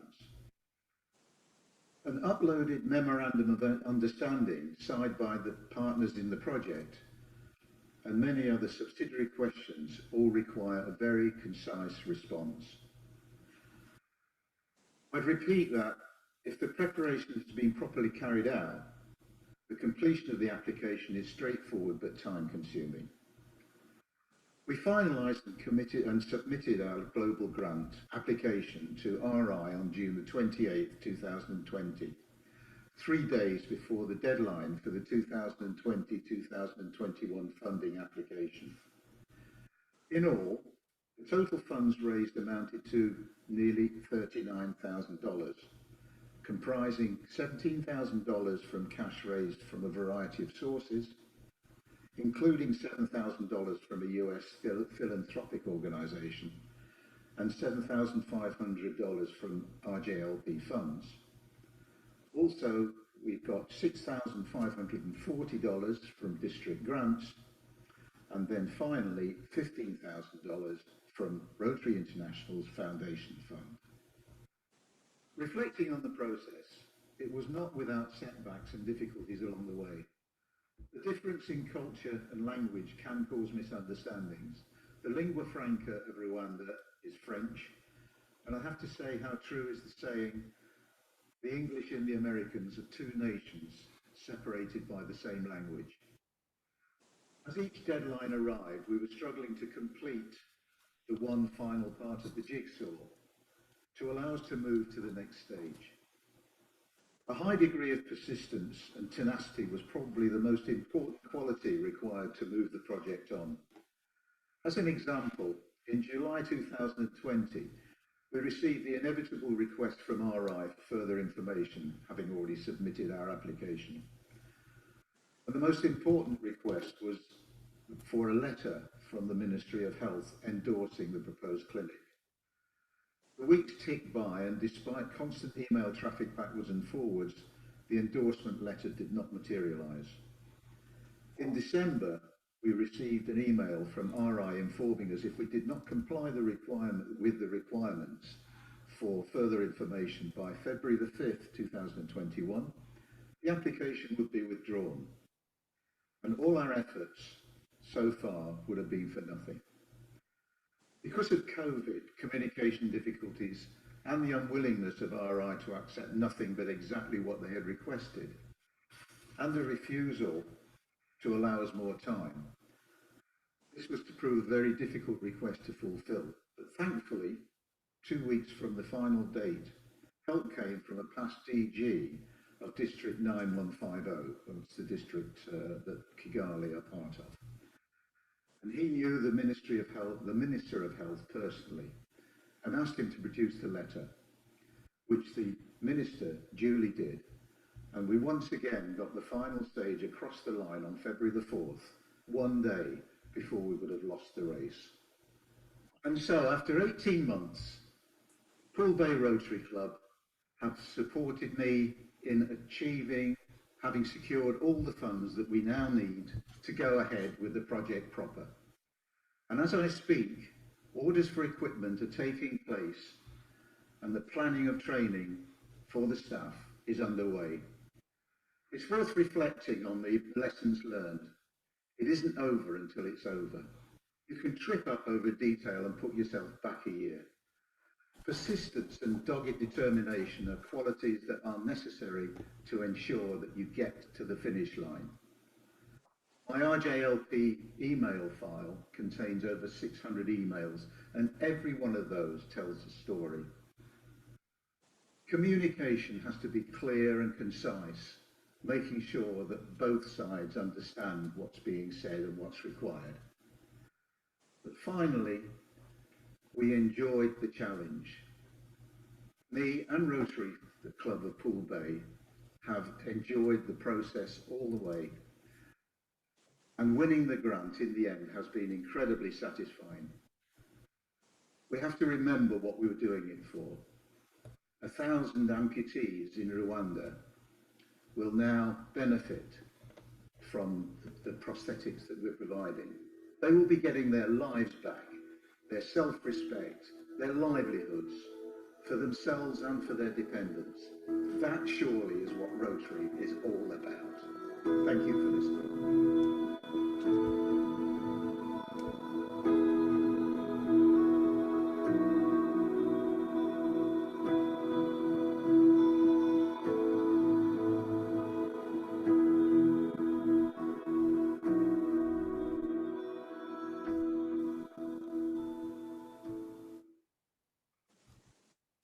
Well, I thought that was a very, very good presentation by Peter, because I think it shows that there are challenges which have to be overcome if you want to actually have a global grant. But I loved his last bit about, you know, how worthwhile it was, because how many lives are going to be changed by the monies which have been, you know, raised by Rotary. I've actually been to Rwanda, and I have met a lot of the people who were affected by the genocide, which was, you know, about 25 or 26 years ago. And so I would really support the global grant that that Peter and his club submitted. Okay, so now we're going to move on actually to Mike Hodge. Mike is the endowment and major gift advisor for RGBI, and he's going to tell us actually how we can support projects, you know, like the project we've just heard about, and like some of the domestic projects which we've heard about earlier, by supporting foundation. Thank you, Mike. Well, good morning, everybody. And thank you for that introduction, Tony. Could I have the next slide, please? This point was made by one of the earlier speakers, and I think it's probably probably the most important thing to get across to Rotarians, the club Rotarians, that the motto is doing good in the world, but the mission, which is the really important bit, is to enable Rotarians to advance world understanding, goodwill and peace through the improvement of health, the support of education and the alleviation of poverty. And I put obviously the underlined bit, and the red is mine, but it is actually in the wording. It is to enable Rotarians. No money that goes into the Rotary Foundation can come out unless Rotarians are actually doing a project. Next slide, please. And why should we be supporting the Rotary Foundation? Well, actually, our administration costs are very low. All projects are in the hands of Rotarians. Because of that, we decide where our projects are actually going to be situated. There's an organisation of Rotarians called Cadre. These are experts in particular niche areas, and they're available to support applications if required, but more particularly for the stewardship aspect, they actually audit the projects. So much has been said already, quite rightly. The Rotary Foundation is quite particular that projects do proceed in line with the areas of focus, and that they are going to be have a long-term life after the Rotary money has been spent. And the donations that clubs and individuals can make can actually go to a fund of your choice. And when money is actually donated to the endowment fund, that is never spent. One of the aspects that I hear quite regularly, or questions, is why does Rotary need more money when there's billions of money that's never used in the endowment fund? Well, the endowment fund is literally money that has been given to the Rotary Foundation to keep forever and use the income that's generated from the investment to service projects. So that is not going to be spent because that is the donor's wishes. So my view, and many others, I'm pleased to say, is that it should be Rotarians' charity of choice, the Rotary Foundation. Next slide, please. I mentioned that it can go to any of the funds that you choose when money is being donated. So there's a Polio Plus Fund, the annual fund and the endowment. Very quickly, polio, Janine has spoken about, and a lot of money does go in from clubs and individuals into that fund. The endowment I've just touched on, and I'll make a further comment a little later, but the day-to-day fund is the annual fund. And it's the annual fund that actually supports the global grants and the district grants that happen with Rotarian support around the world. Next slide, please. So all these.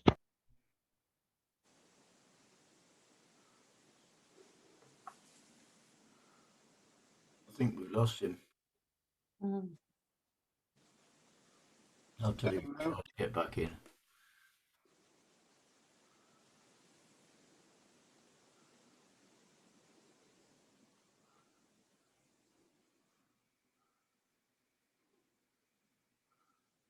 no, we've lost it.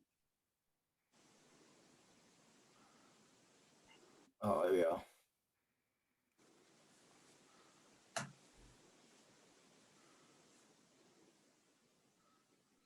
Hello, Michael. Apologies for that. My computer threw a wobbler and kicked me out for a minute. Yes, so we have got, I just need to change my view options because I can't see enough.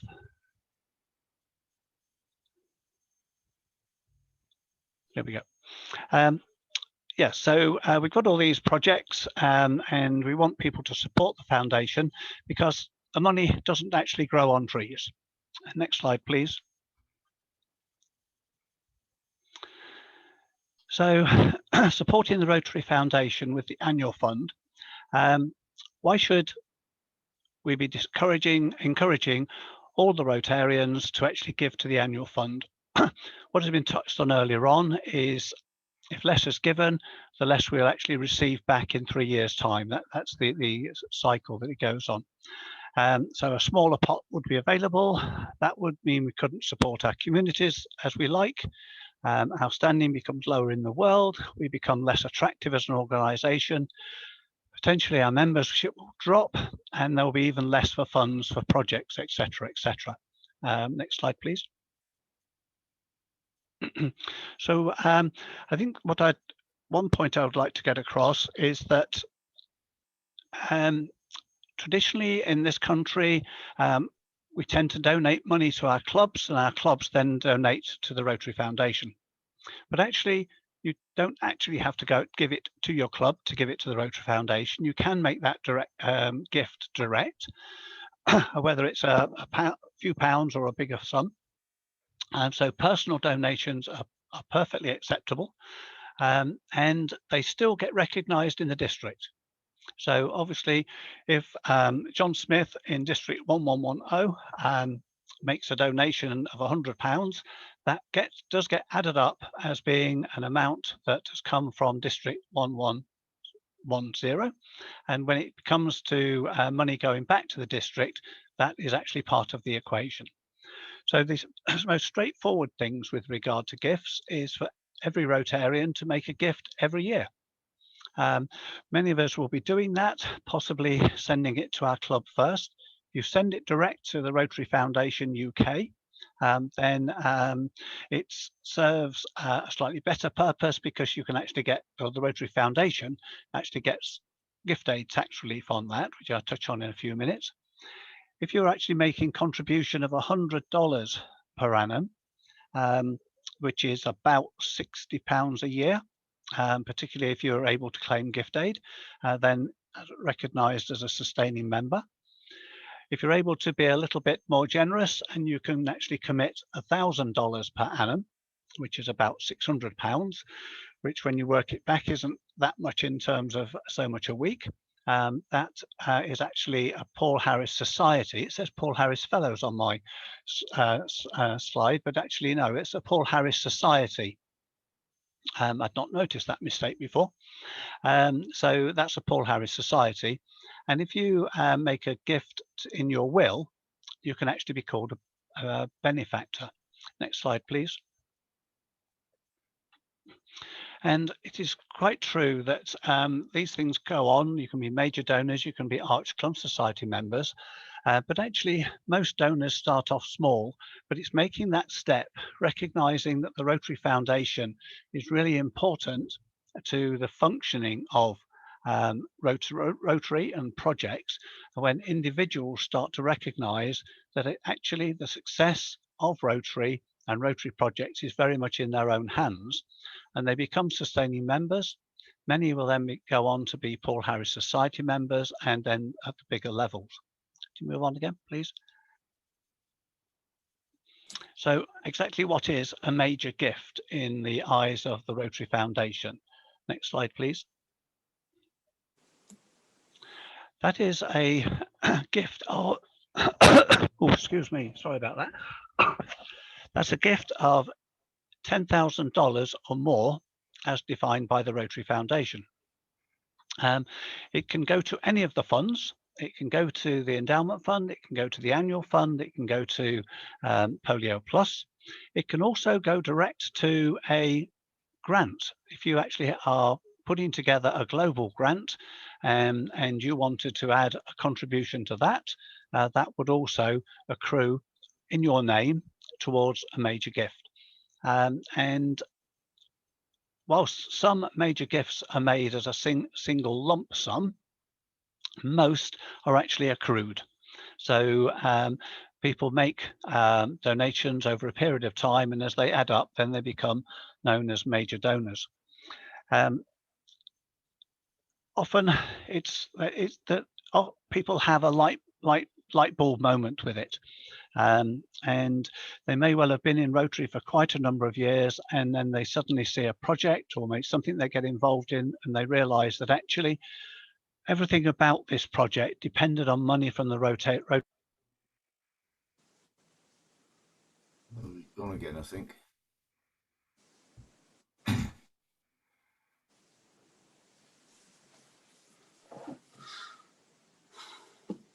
He's having a lot of luck, I'm afraid. Waiting for him to come back in, which I'm sure he will.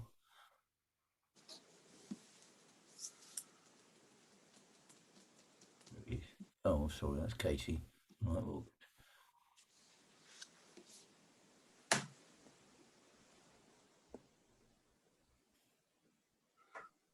There we are.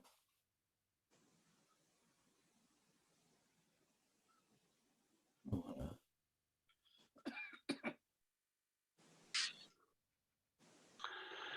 Michael, are you back with us? Yeah, just back now. So I've never had this happen before. Oh, come on. Oh, yeah. Yep. Next slide, please. Oh, come on.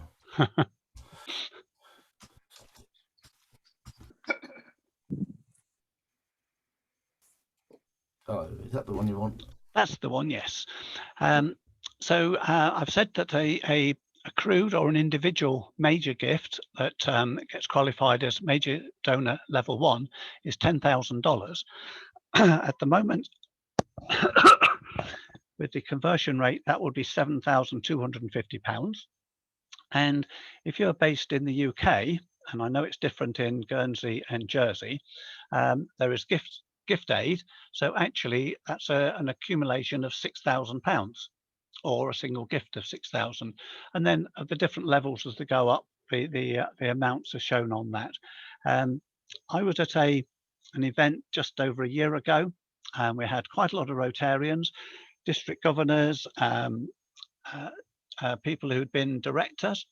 And when I asked them, I had plenty of time there to actually say, okay, what is a major gift under the terms of the Rotary Foundation?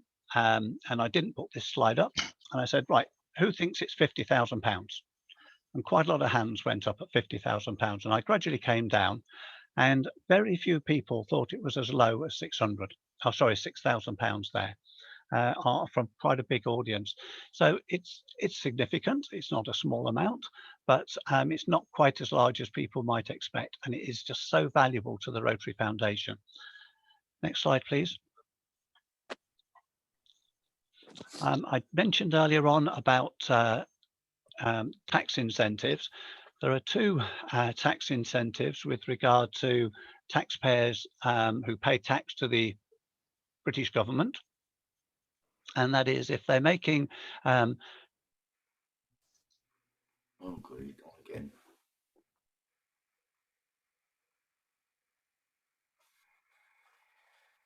Oh dear.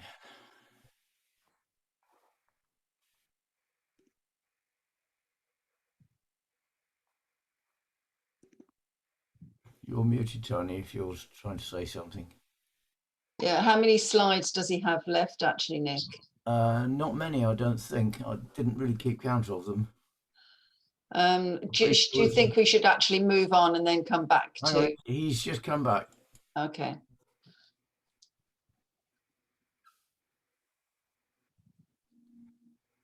Are you with us again, Michael?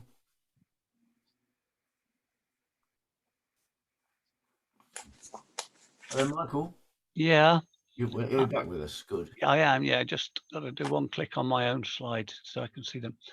Right, I'm nearly there. I'm really sorry about this. I say I've never had this happen to me before. So yeah, and the charity can actually claim the basic rate tax back. If you happen to be a higher rate taxpayer, you can also claim tax relief on the marginal rate of tax as well. And also another significant benefit for a UK taxpayer payer is with regard to estate planning. That's when you actually put a gift to a charity, a UK charity, in your will. The amount, if you leave 10% to a UK charity, the amount of inheritance tax you pay rate is reduced from 40% to 36%, which actually means that most of the contribution of your gift to a UK charity comes from the government rather than from the other beneficiaries. It's about 76%. And obviously, I would advocate that the appropriate charity would be the Rotary Foundation UK. If you can just click on the next slide. And why would you want to leave money to TRF? Well, for all the same reasons we've had before. So if you can, next slide, please. And another significant aspect in my mind is that if you make a donation to the Rotary Foundation Endowment Fund in your will, you can actually make it while you're still living, but it normally goes in in your will when when the will is realised. If you'd put in $25,000 in 1995, which is obviously round figures 25 years ago, that $25,000 will now have accumulated something in the order of £38,000 worth of income to be used by the Rotary Foundation. But at the same time, the market value of the investments will have increased from 25,000 to 37,000. And as a consequence, your £25,000 gift to the Rotary Foundation will have already realised $75,000 and will continue to do so forever, because it is an endowment and that will never be disposed of. Oh dear.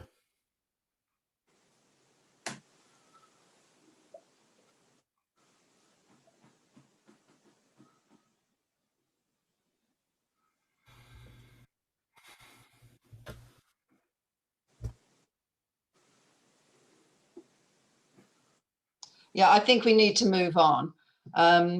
Unfortunately for Mike, but I think that what I will do actually is I will ask Peter to speak next, who is the Bradford Peace Scholar. Is that okay, Peter? Are you ready? Just give me a minute while I find his presentation, because I've got yours in the way.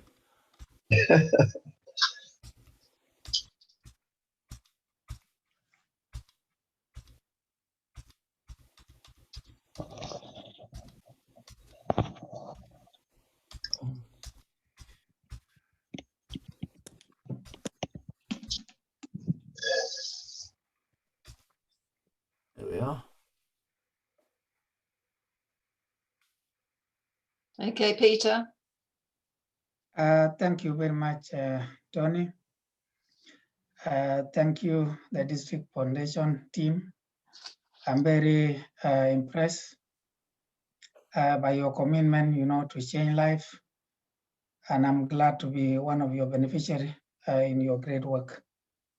So it is a great opportunity to learn today about the interesting things you are doing in different parts of the world.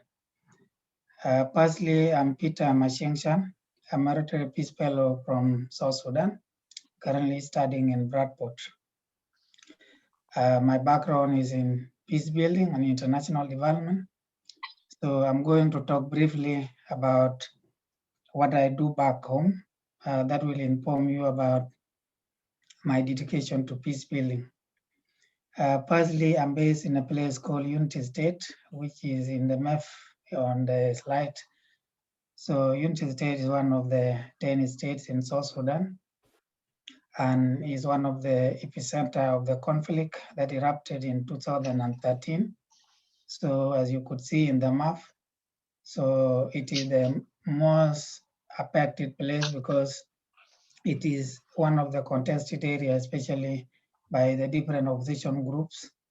So United States has about 7 counties, and the conflict is actually, multifaceted. Some of it is intercommunal violence, part of it is a political violence. So there are a lot of actors, some of them opposition groups, others government forces, others community militias that also threat the life of vulnerable IDPs. So as a result, most of the people were displaced between 2013 to 17 to the UN base, which is in Rukona, shown by the arrow in the map. So that is where I was based while working with United Nations mission in South Sudan, managing a protection of civilian sites. That was about, close to 120,000 people. So maybe you could go to the next slide. This is just an overview of the POC, as you could see in the, in the photograph. So part of my role is also supporting the operation of the POC by, gathering early, warning option for the mission intervention. POC is one of the area which is mostly targeted by different elements, and because they know that most civilians are actually based in the POC. Some of them, target the POC because they want to loot, in the night. So it is one of the, very, very difficult operation. We do not, give a rest. Even we could even work even 24 hours a day, including in the midnight. Sometimes you could get a call from the community leaders that, criminals have entered into the POC and tried to rob or, because some of them are armed element, they came as armed. So in addition, I also participate in the coordination of protection needs, especially for the community members, the IDPs. So the community member, there are a lot of different structures inside the community that I liaise with. Some of them, one of it is called Community High Committee, which is the overall community, structure. There are other groups called community watch groups. There are also other groups called block leaders.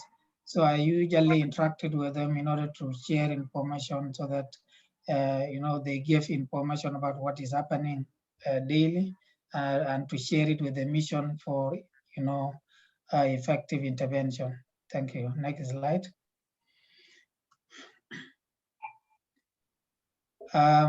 While delivering the mission mandate, there are a lot of, different efforts being done in order to protect IDPs, from different arms, especially, by actors that targeted, especially the females through, through gender-based violence.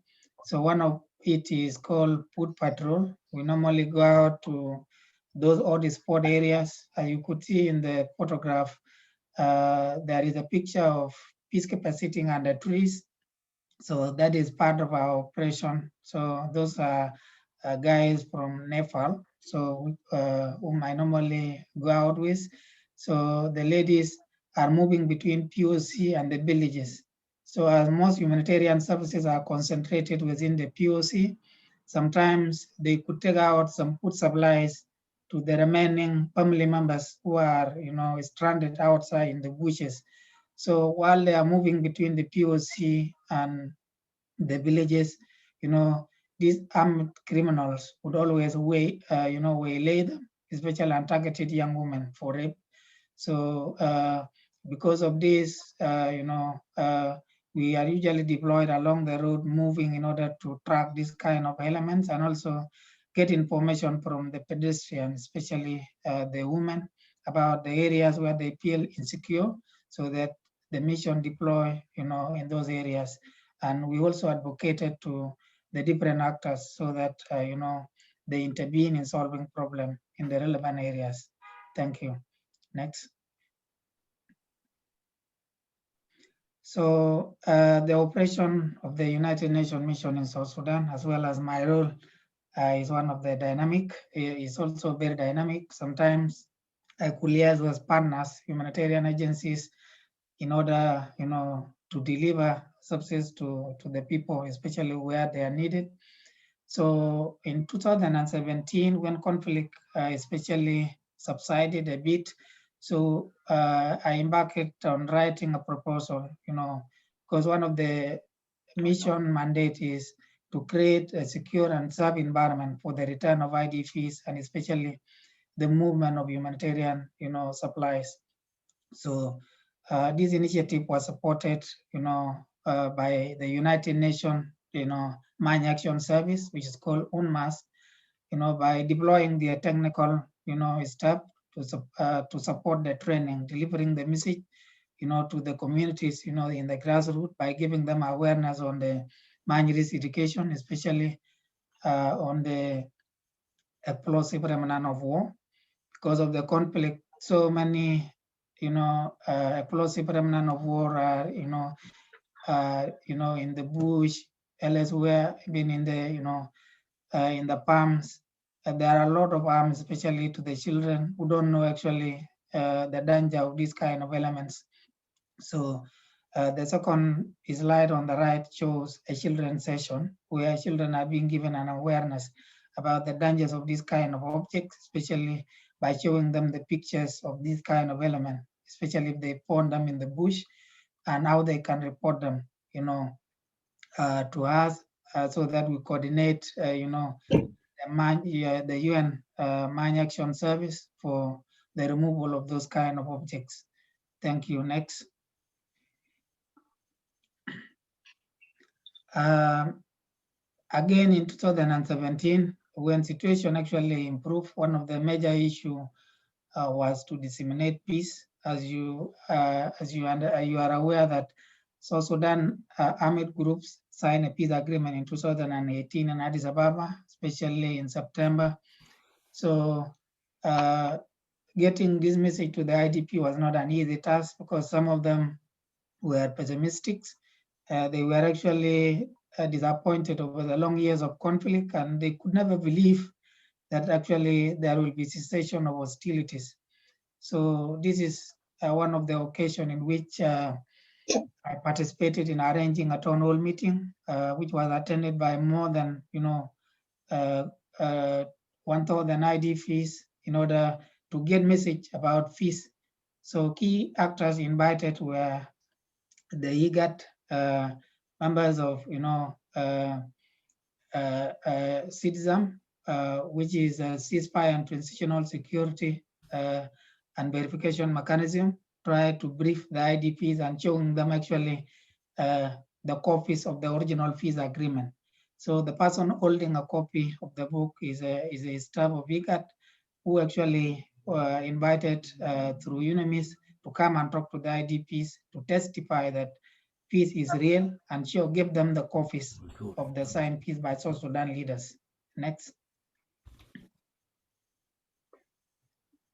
Yes, this is here you could see that these are the IDP leaders, the chairman, the chair lady, and some of the youth leaders receiving copies, from the IGAD team.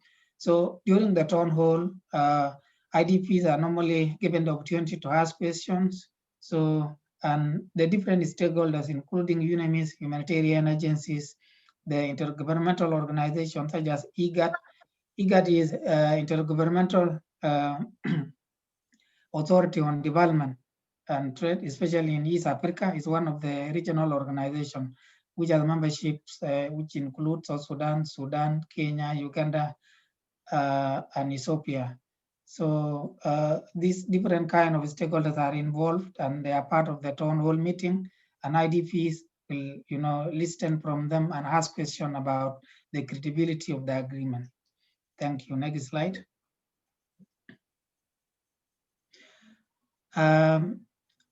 this is also one of the other effort of trying to,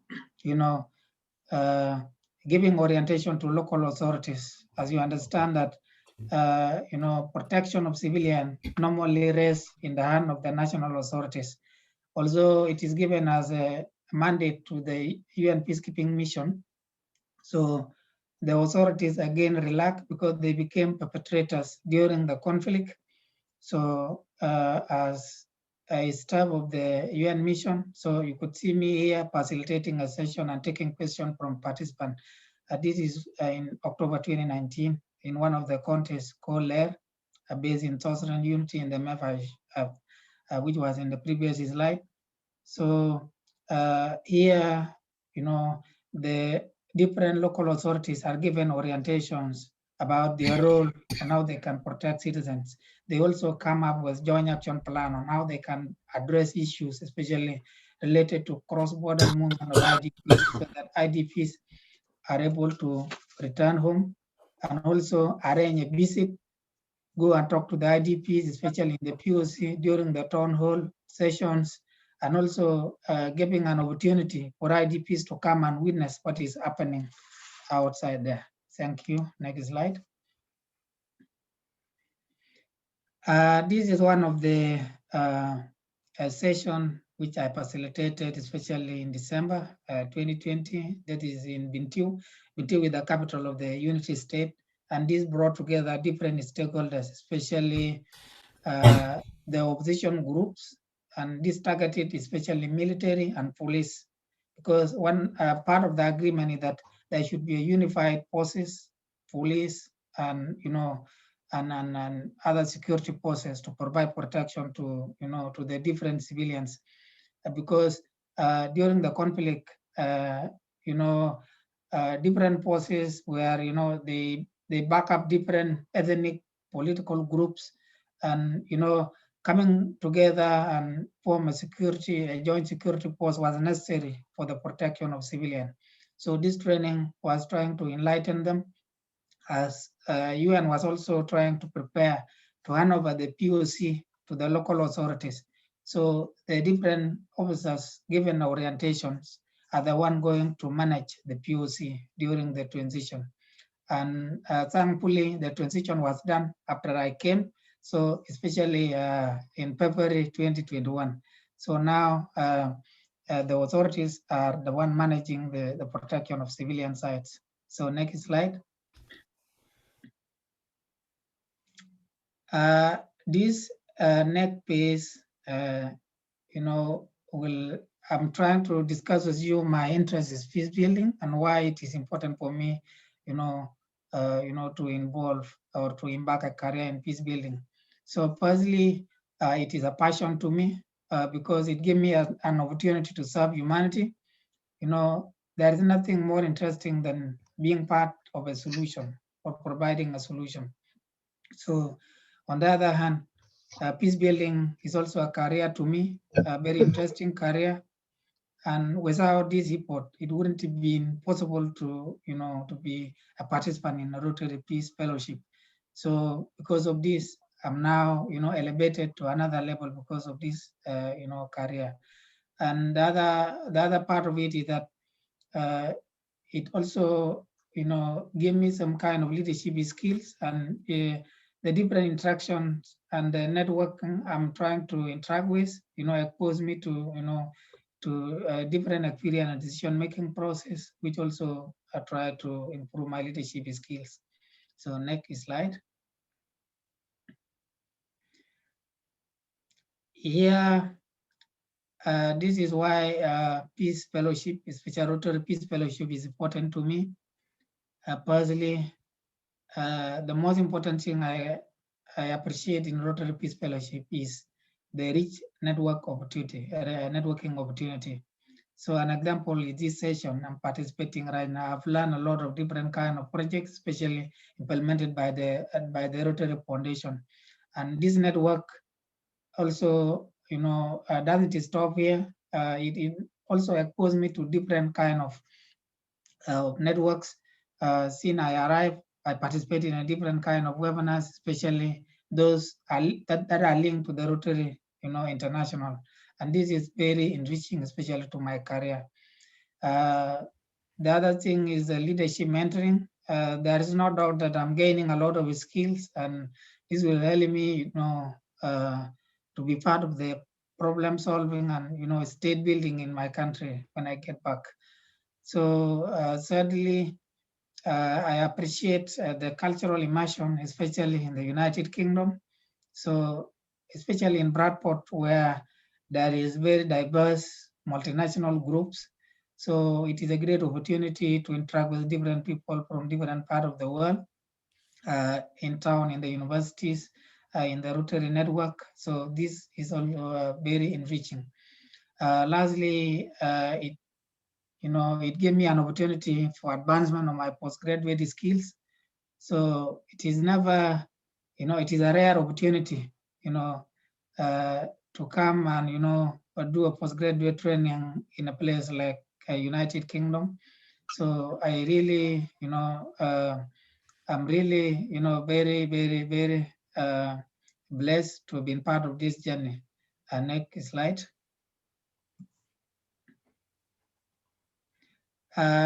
This one is about my future plan, especially after finishing the fellowship.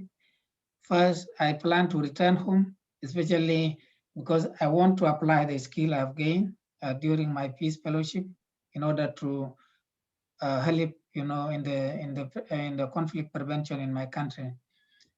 Lastly, secondarily, it will also I will have an opportunity to to contribute to different networking groups, especially the Rotary alumni, and all of us, especially the like-minded groups, will be able to to make an influence in my country and contribute to social cohesion and peace. The other thing is the other plan in the future is also exploring further opportunities, especially in peace building, and also contributing in research gap. The knowledge I have gained, especially in the postgraduate training in peace, will help me also in contributing to researching about the roots and problems, especially the root causes of conflict in South Sudan, that will help policymakers to address the problems. Next slide.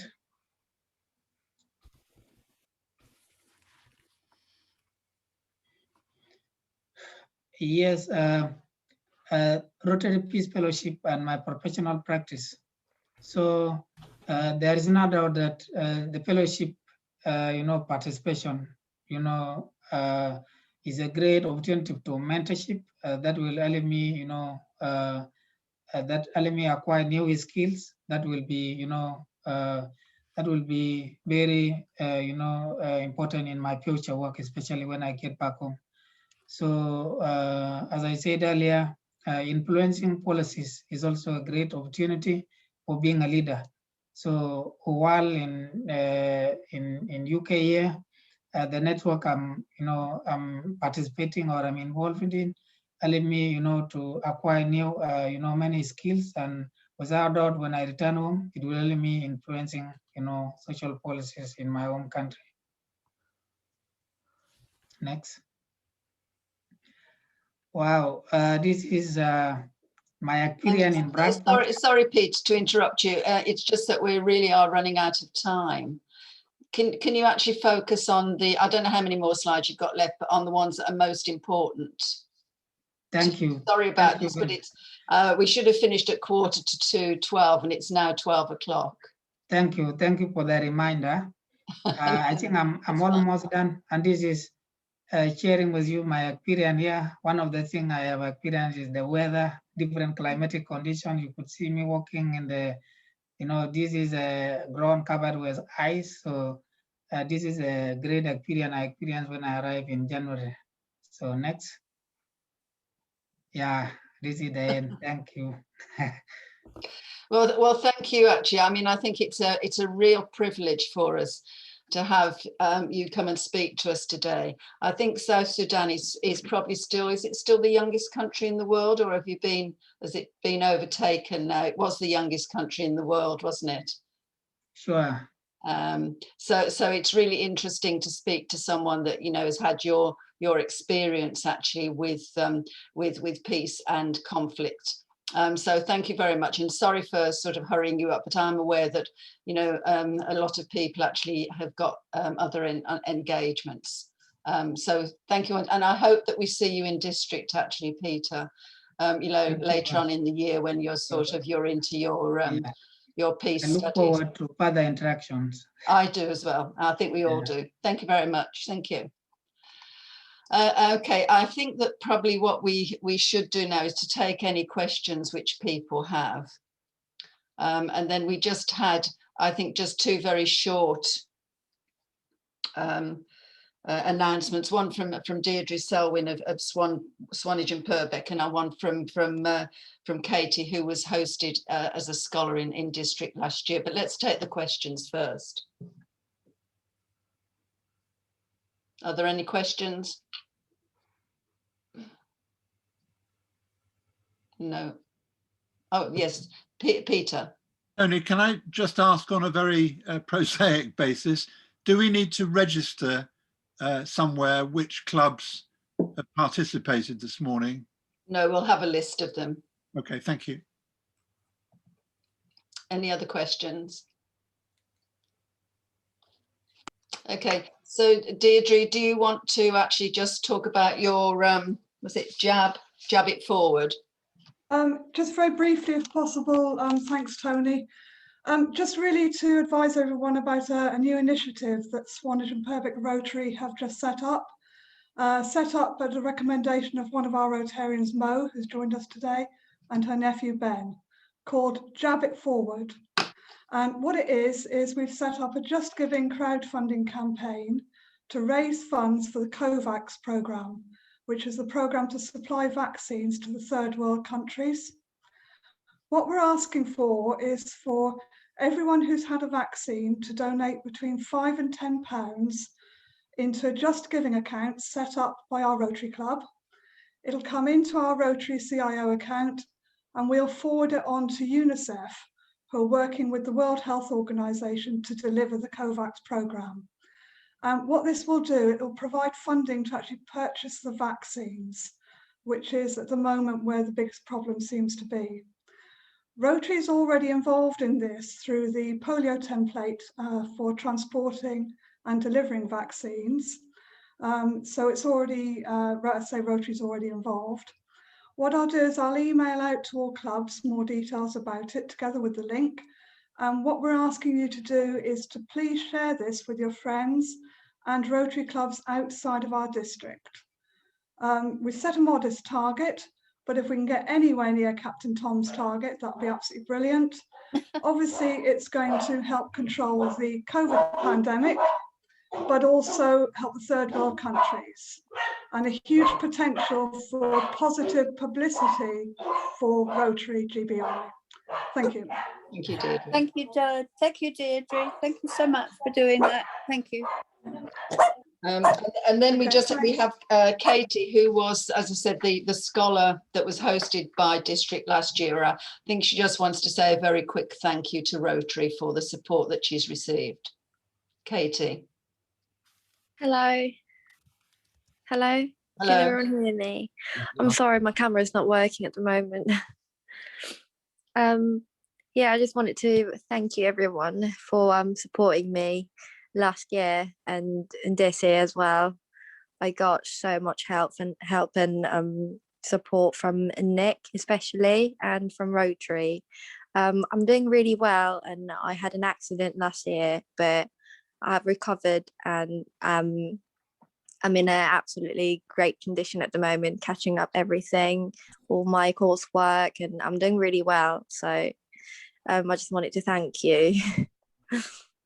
Well, thank you very much, Katie. I mean, I think, you know, you've been very brave, and you're doing it, you know, your second year at Southampton. And I know that you're very involved in actually, you know, peace issues. So, yeah, well done. Thank you.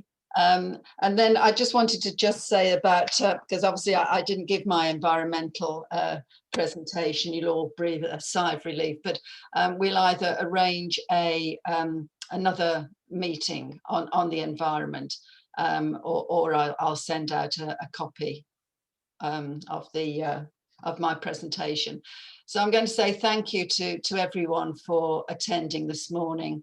I hope you found it enjoyable. I hope you actually learned, as I said, just at least one new fact about a foundation. I hope you continue and increase your support for foundation. I hope you continue all the wonderful work that you actually do with not only districts in this country or communities in this country, but communities international.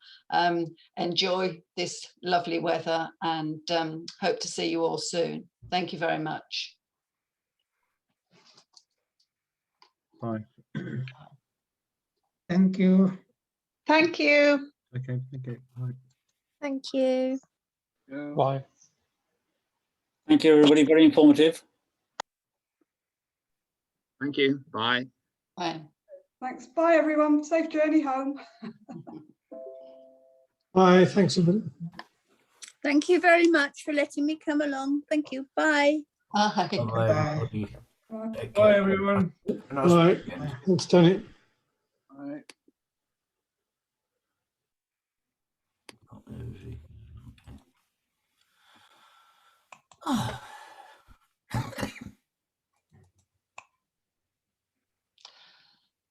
Hi, Mike. Sorry about about your presentation. You're muted, Mike.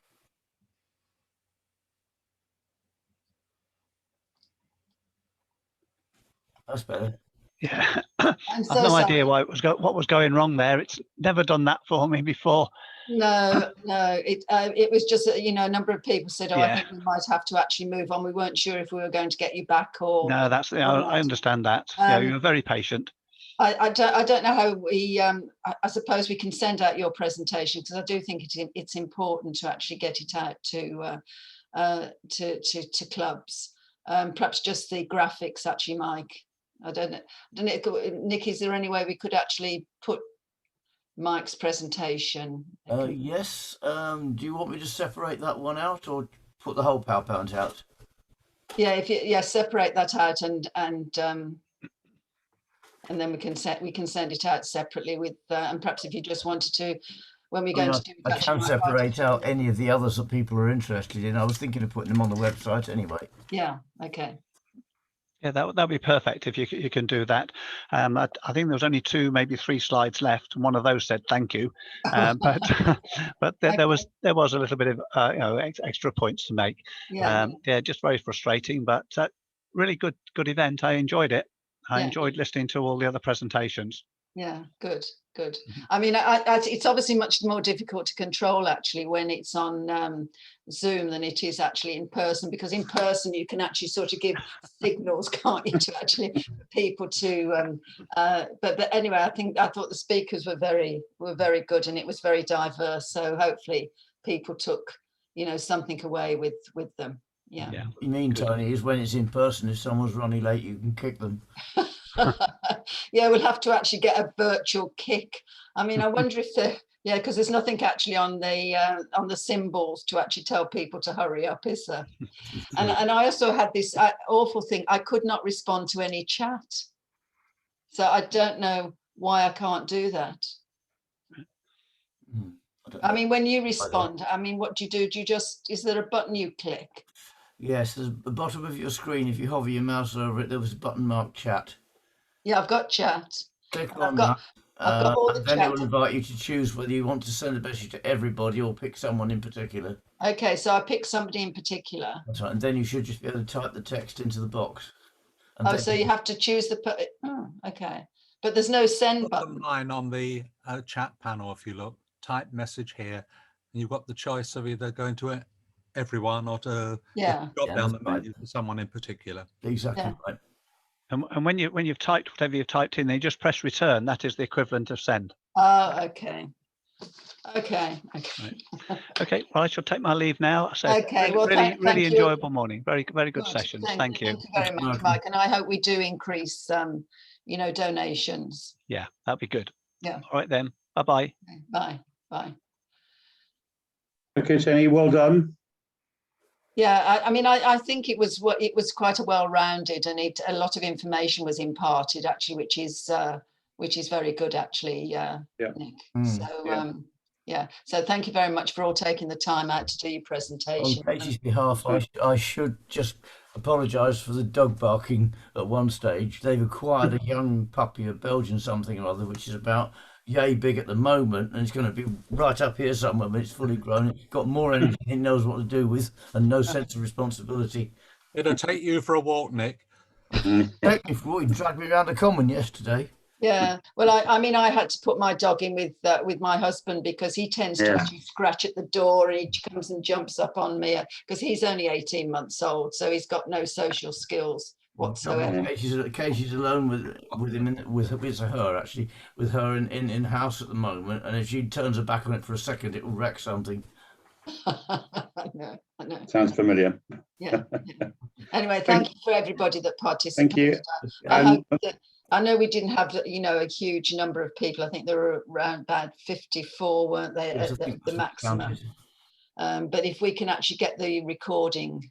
Yeah, it'll take me a while to convert the file, but as soon as I've got it ready, I'll let you know, and we can decide what to do with it. Yeah, that's fabulous. And thank you for doing all the slides, Nick, and running them today. You're very welcome. I can say I'm pretty much in my comfort zone with that. You know, it's very close to what I used to do for a living, so I'm kind of used to the sort of things that can happen. Yeah. Anyway, it was excellent. I don't know whether you want to put you can put in, obviously include my presentation, but just the graphics. I can't include them in the recording, but I can certainly put them on the website if you want. Oh, okay. You might have noticed those two pictures that I wasn't happy about the quality of when I was thumbing through them. I now look considerably better because I managed to find the originals for both. Oh, okay. In fact, well, if you can send that to me then, actually, Nick, for the next time I use the presentation. I want to know, I've just created an environment page on the website, so I'm looking for things to put on it. Oh, fabulous. Tony, you know, it was said that attendance at this meeting would qualify you for district grant proposals. There were a lot of clubs that weren't represented. I wonder if we can snap out the relevant presentations and send them as copies to those clubs who weren't present to say, I think you should look at this, give you some guidance as what you need to do for grants next year. We don't want to police it. We don't want to say you can't apply for grants if you haven't been through this, but, you know, just try to give them that little bit extra help. All right, well, we'll look at that. I'm sure we can do something with it. Yeah. Okay. Yeah, I'm going to say my computer is now saying power is off in 5 minutes to save energy. All right. All righty. Okay. Thanks, everybody. See you soon. Bye. Bye.